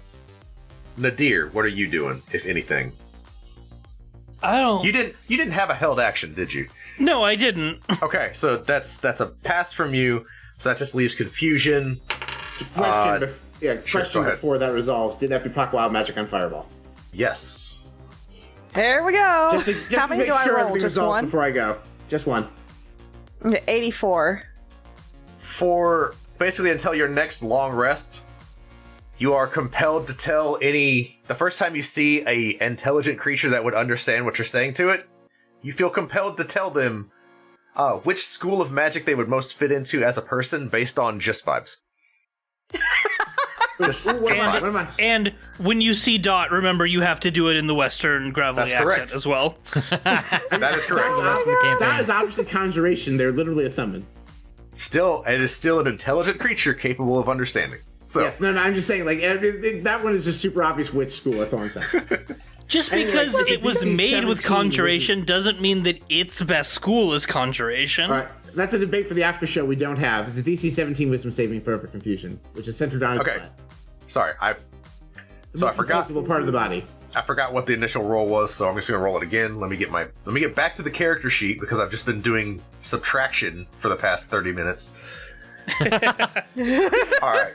You are welcome. This is a what save? Wisdom? Yes. That is a fail. It's going to use legendary resistance to pass. All right. Mission success. That was the entire reason I did that. Yeah. So. Do I proc wild magic? Okay. You do not. Damn. Oh well. So exasperated. Okay. We are now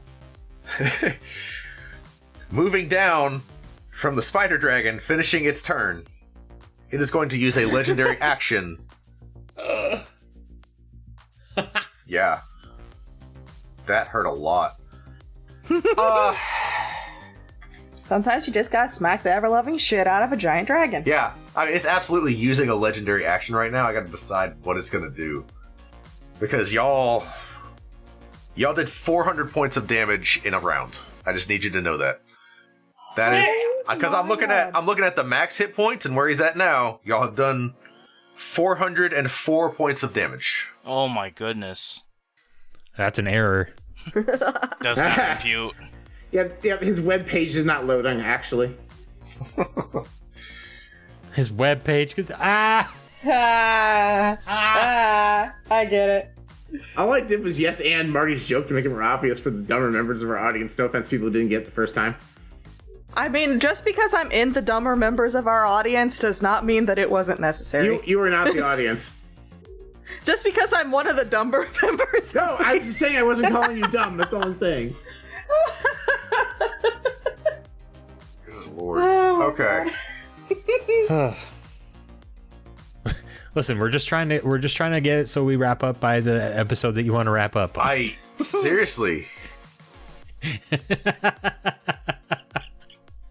The dragon is actually going to, without proccing opportunity attacks, take a move action to crawl up the webbing without breaking any of the webs. It is now 60 feet away from all of you, on the webbing, like, above you, trying to get out of melee range.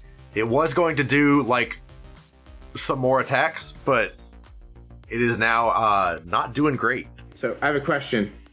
Did Epi's fireball ignite enough of the spider webs we can squeeze through the fucking darkness now? The webs do not stay lit. It burns part of them and then fizzles out. Darn. Okay. So we're now down to initiative count 20, which means a lair action procs.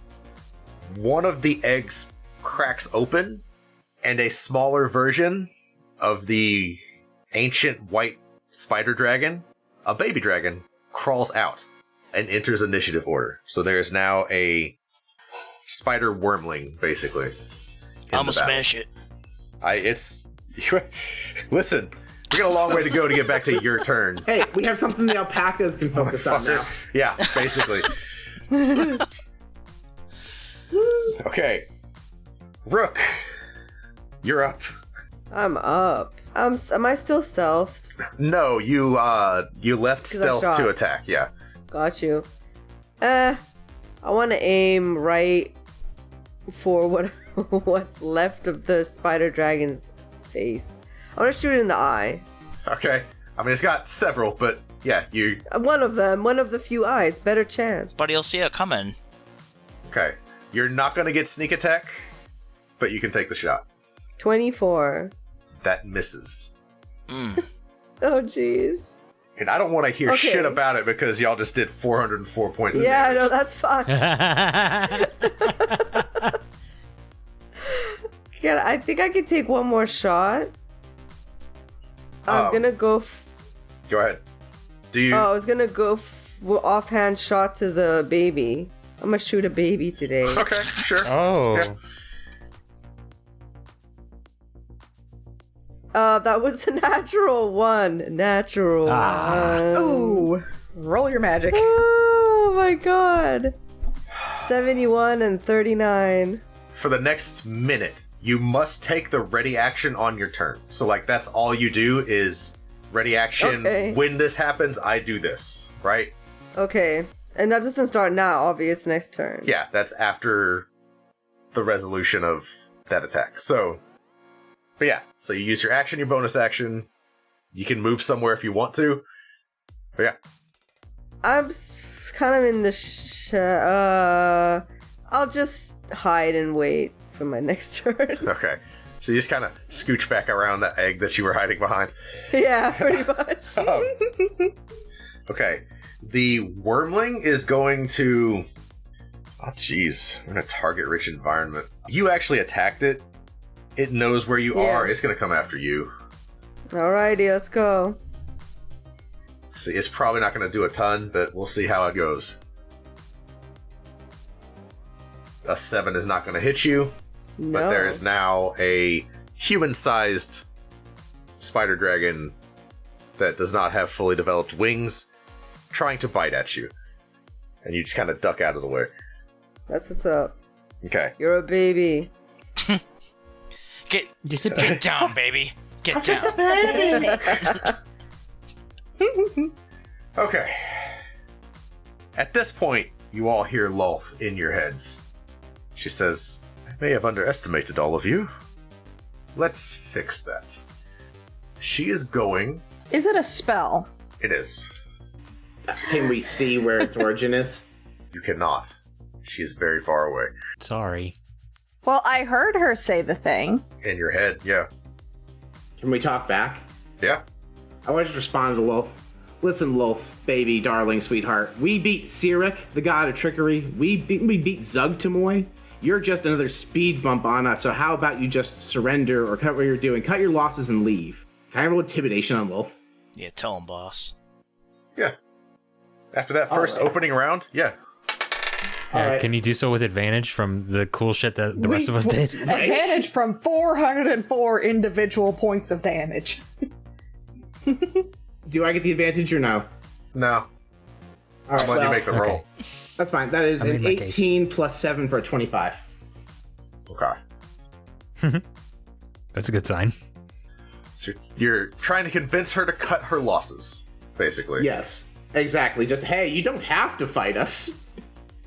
I'm trying to think what she would say in response. Because you did, alright, you won the roll. Her total was like a 15.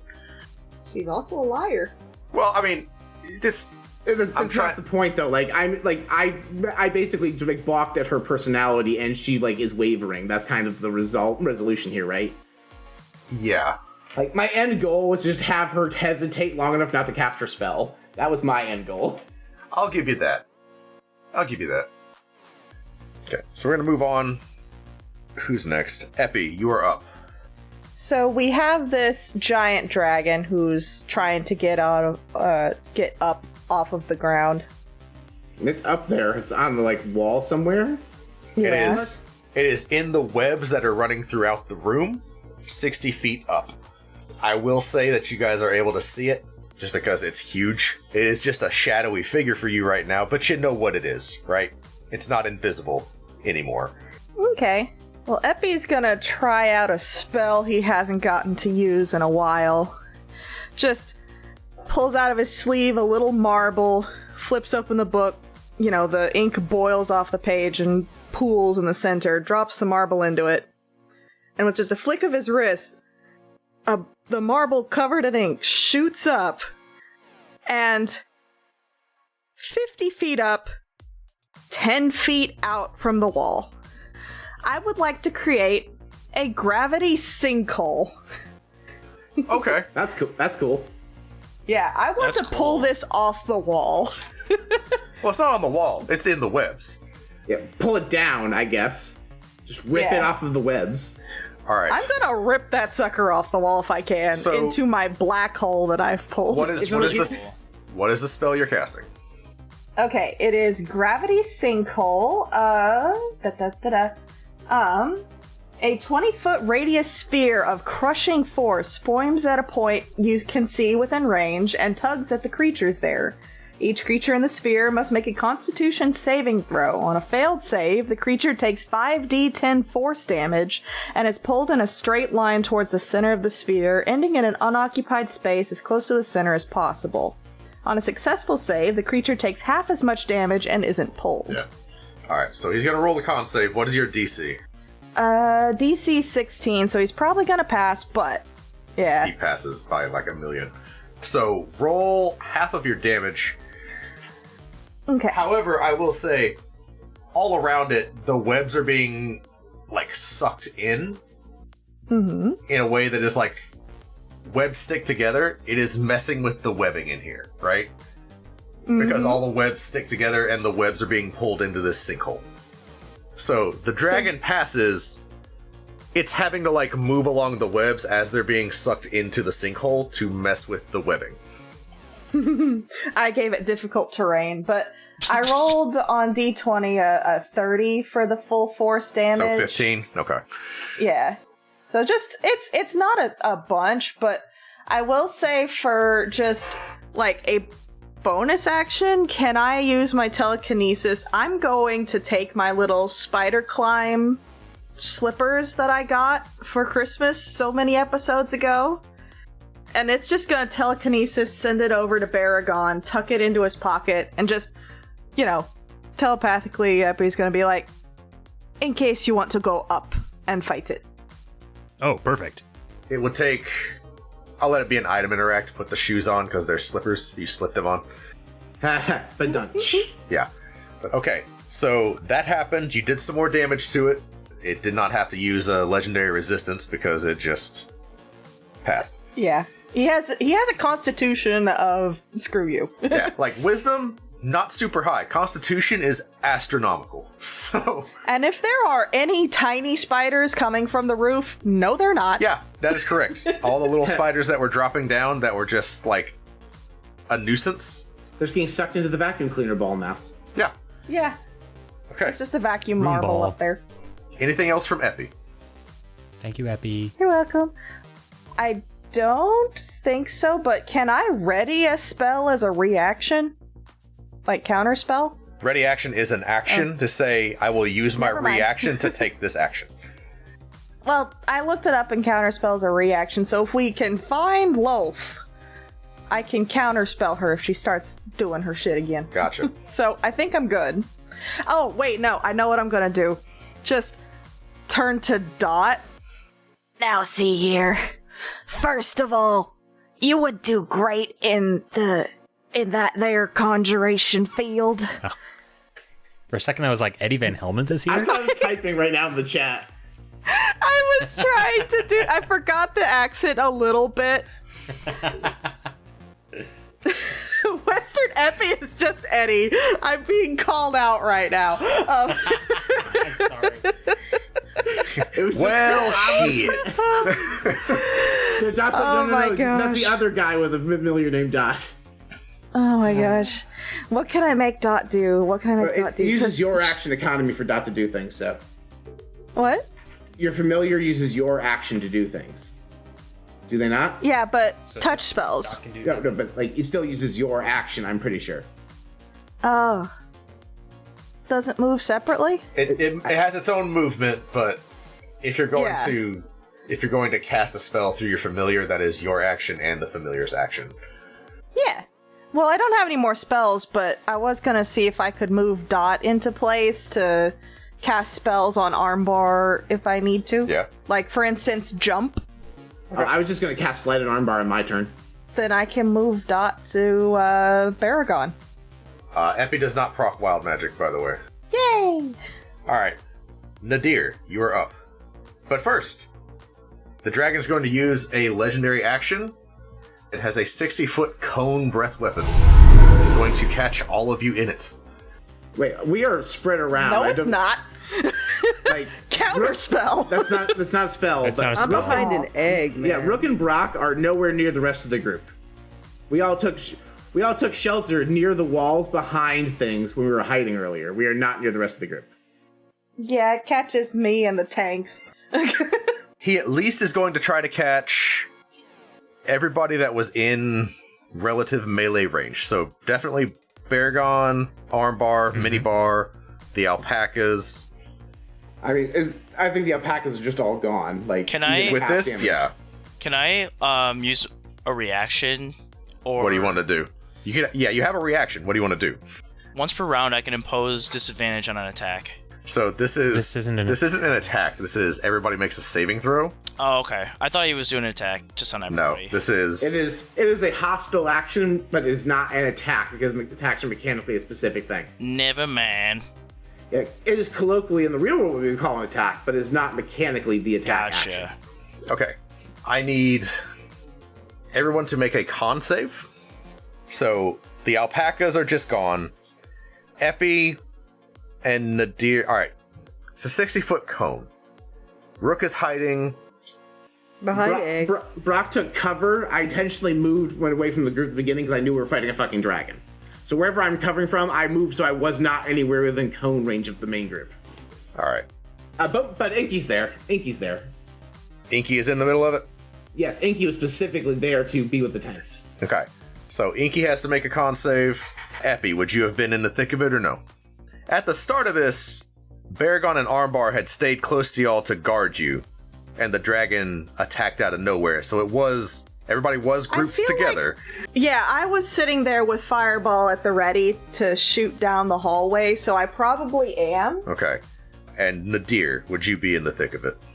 Not like in immediate melee range, but he's probably in the blast radius because he had to be near enough to touch Baragon for haste. Yeah. That's true. So, alright. So everybody except Brock and Rook give me saving throws. I will say, even if you pass, I think Well, let me roll my damage. What are the damage types, by the way, because I have a monster with things. Well, so the poison half of this is gone, which is good because it was sizable. Is the other portion of it either cold or necrotic damage? It is cold damage, yes. I think you resisted, so I do take half of whatever you roll plus whatever I save. Okay. So the total cold damage half of this is 72. So Inky takes 36. What is the saving throw? Because I do that part. Con save, you're looking for a 24. Ooh. Yeah, no. I did a 14. God. Is that good? Does a 14 miss? Or does Epi just get froze in place? No, you are... It is the ancient dragon's ice breath attack coupled with... In the attack is spiders, right? Like, it is breathing out ice and spiders. So the spiders try to bite you all and give you poison damage. It does not take because you are immune to poison damage right now. And the poison condition. The cold damage still takes. So, 72 damage is... So, DC 24, 72 damage. I am going to use Favored by the Gods to add to this saving throw, because otherwise that does actually one-shot me. Oh, thank God for that Hero's Feast. 1 second while I do math. Okay, so it's how much? 72. Oh yeah, does Hero's Feast mess with our saving throws? Advantage on wisdom saves, but you also have 10 more hit points than you normally would. Don't forget that. Right, okay. Alright. Kenny, I need you to know, I had an 18 on the die for Inky with a +6 for a 24. Nice. I have 20 HP. You have 20 total. Inky takes only 18 damage. Okay. With the extra dice from Favored by the Gods, Nadir gets a 25 on the save. Nice. So you take 36 points of cold damage. May I ask for something slightly shenanigansy? You can ask, yeah. Okay, I have a reaction called Shadow Martyr. I can make my echo throw itself in front of an attack directed at another creature I can see. Okay. It's normally for attack rolls. I'll allow it here. Can I use this and sacrifice my echo to keep damage off of Nadir? Nadir passed. Are you sure you don't Nadir. Nadir passed. Nadir is still up. But here's my reasoning. Nadir is concentrating on haste for Baragon. Correct. If Nadir fails the concentration check, I lose my entire next turn. Yeah. May I make a suggestion? Because we let Armbar go back in time and use the Quinn Absolutes, can we let Epi go back and use the Felix die? I mean, I only rolled a 14. No, but yeah, you would roll the new D20 the same way Armbar flipped the coin. So the Felix die is your regular modifiers +5 on top of the die roll. It is a chance to pass. So what is your max? What do you get with a 19, Epi? Because I think we give it to you on the natural 20. If you had a 19, what would your save be? Constitution is +4. So that would be a 23. So with the +5, you can pass. So yes, you can pass with without a natural 20 with the Felix die. You could not pass without it with otherwise. Is that okay, Kenny? Yeah, I'm okay with it. Do I roll again? If you want to do that, I will allow it. So it's a d20 plus 9 at this point. Okay. I'm just going to click Constitution. We're going to see what happens. Yeah, so then we have to add the extra 5. That's a 26. Okay. So, Epi, you only take 36 points of cold damage. Oh, okay. We're good. Thank you for that, Felix Dice, and for remembering that, Paul, because I did not. That's right. That's the Felix Dice, brought to you by our sponsor, FanRoll Dice. Yeah. Use code Bar Rock Cafe at checkout. Boom, boom, boom, boom. Okay, so how much did I get? 36 cold damage. That's it. Yeah. Okay. Minus 36. Oh, good. I only have 56 points of HP. I'm not immediately dead. Yeah, that is more than you had before. Correct. This is true. Much better than 20. You do need to roll Constitution on your invisibility, though. That's true. Yeah, is Constitution concentration? Yep. Okay. Yeah, that's a 20. I'm good. Okay. So you're fine on that. Nadir, you take no damage because Baragon sacrificed his Echo, which also means you don't need to make a con save for concentration. Okay, cool. All right, I need con saves from Baragon and Armbar. Oh no. And I guess Minibar as well. For the breath weapon? Oh, I did that a while ago. I got a 24 exactly. So you take 36. Armbar, what'd you get? I got a 16. Ooh. So you take 72 points of cold damage. You could use Indomitable. Don't you have Indomitable? Like, you had that from you have one use of Baragon. From the, That's right. from the tournament. I do, but you're not going to have a better use for it in this combat than the breath weapon. Well, maybe. It's going to be a long day. It's going to be a long day. I think I'll be okay. Armbar, did you roll with advantage because you have danger sense and it was the relevant check? Go ahead and roll advantage. That's true. Is that what Danger Sense does? Danger sense. If you get those dex saves. Oh, that's right. This for some reason this breath weapon's a con, even though most breath weapons. Yeah, it's only Dysteria. I was looking around for it. That's right. Yeah, I don't have anything. I feel like all breath weapons should be the same check. If they're like, why are some of them dexterity? I don't know. That's me getting mad at the designers, not anything here. Variety. It's the same fucking thing with a different damage type. That's not variety. That's just. They wanted to be nice to some people who had Dex mods instead of con. I guess. I tried Armbar. That's okay. Thank you. Go ahead and roll for Minibar. Remember, the alpacas are gone. Oh, because right. they can't survive even if they nat 20. I don't think they pass the check. Probably not. So the alpacas are roll gone. for Minibar. Just a d20. Yeah, it's just your con save modifier. Minibar does have your stats. Okay. Yeah. Minibar, it got an 18. Woohoo. So he still takes 72 cold damage. Minibar gets hit like a truck. Yup. And then Dot is also gone. Aww. Bye, Dot. It was good to see you. That's fitting. What the shit?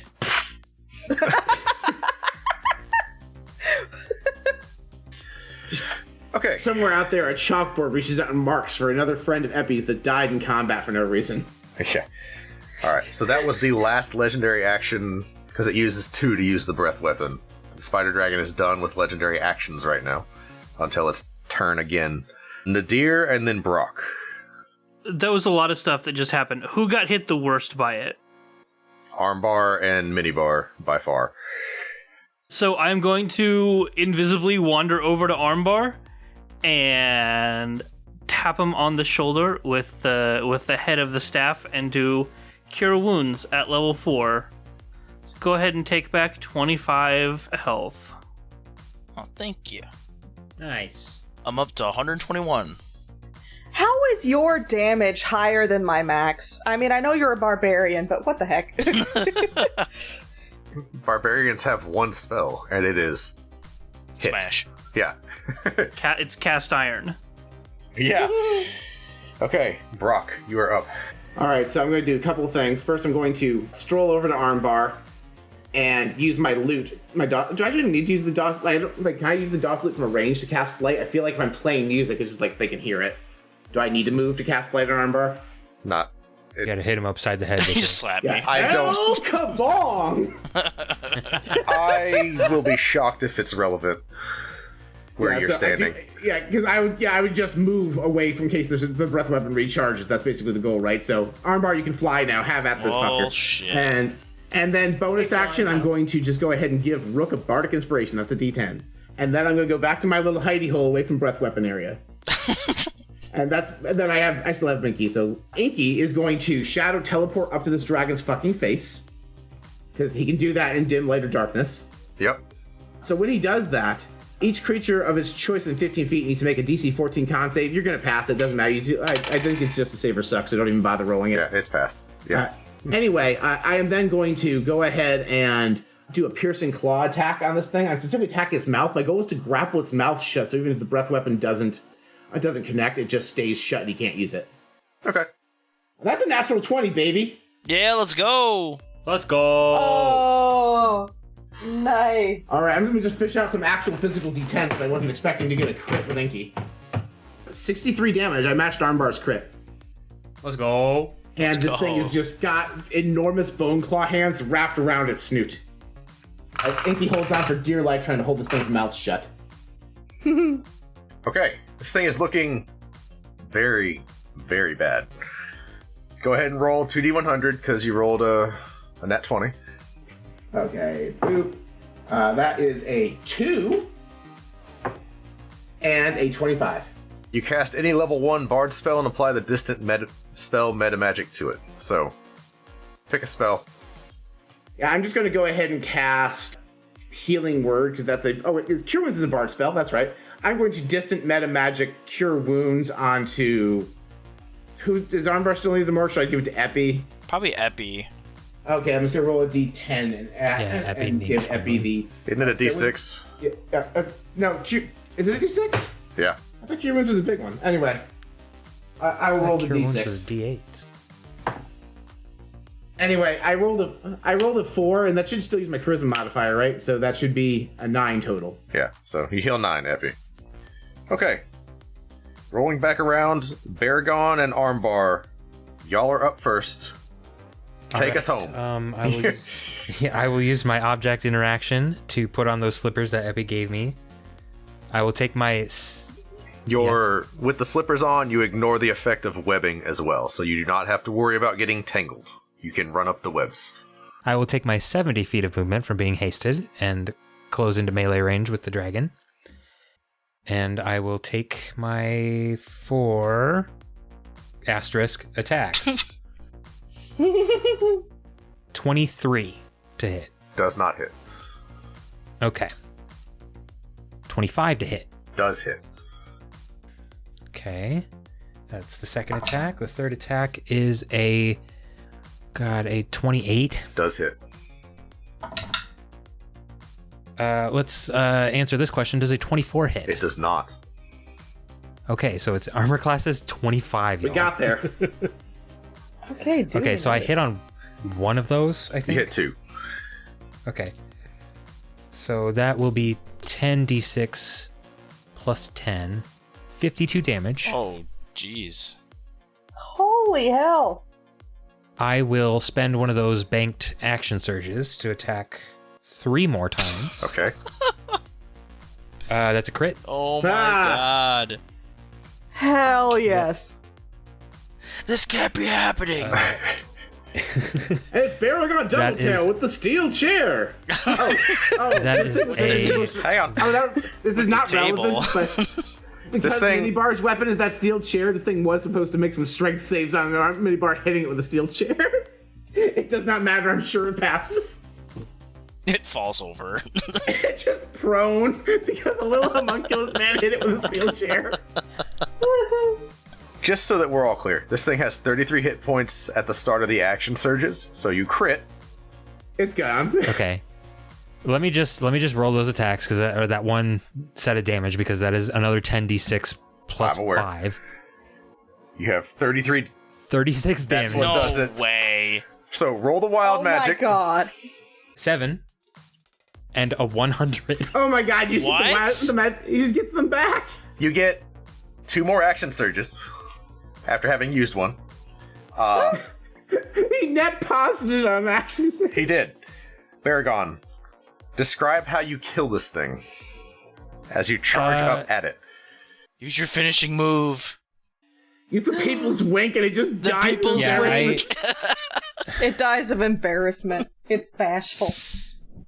Yeah, I run along one of the webs straight up to its face, give it the wink, and then just jump up as high as I possibly can and come down just like cleaver style and split its head down the middle. Inky jumps out of the way so you don't slice Inky in half. Yeah, Inky was like, I got it. I don't got it. And then it blushes and explodes. It does the anime thing where it's like nothing happened, and then when it realizes it's in pain, it explodes a second later after it thinks it's fine. Okay. You realize you caught feelings for Baragon. Alright. So, Baragon, as you finish this dragon off, a lot of stuff is going to happen. So that is where we're going to end tonight's episode. Because it has been a long episode. I fully expected some other stuff to happen this boss fight. And to have it be 2 episodes. That's okay. It kind of worked out for the sake of expediting your release schedule. It did. Totally did. So, thank you all for playing. Thank you everyone for listening. And we'll be back to see what happens now that you have thoroughly dispatched the ancient white spider dragon. Nadir, I took your advice and ordered tabletop gaming supplies from our sponsor, Dragon Master Games. I got a new book, some dice, and other accessories. That's wonderful. And you remembered to tell them in the comments that Bard Rock Cafe sent you? Yeah, of course. But now I have another problem. Brock gave me the money for the supplies and said it's coming out of the budget. What does that mean? Oh, well, our show and the other shows on the network are partially funded by our viewers on Patreon and Ko-fi. In addition to covering costs like editing and web hosting, we use some of those funds to purchase the actual games we play on air. Because, as creators, we want to support the developers as much as we can. Okay, so our viewers can go to the Patreon and Ko-fi linked in the show notes to support us and the rest of the network? I didn't know that. Yes, correct. Anyway, why don't you tell me more about this game you're planning?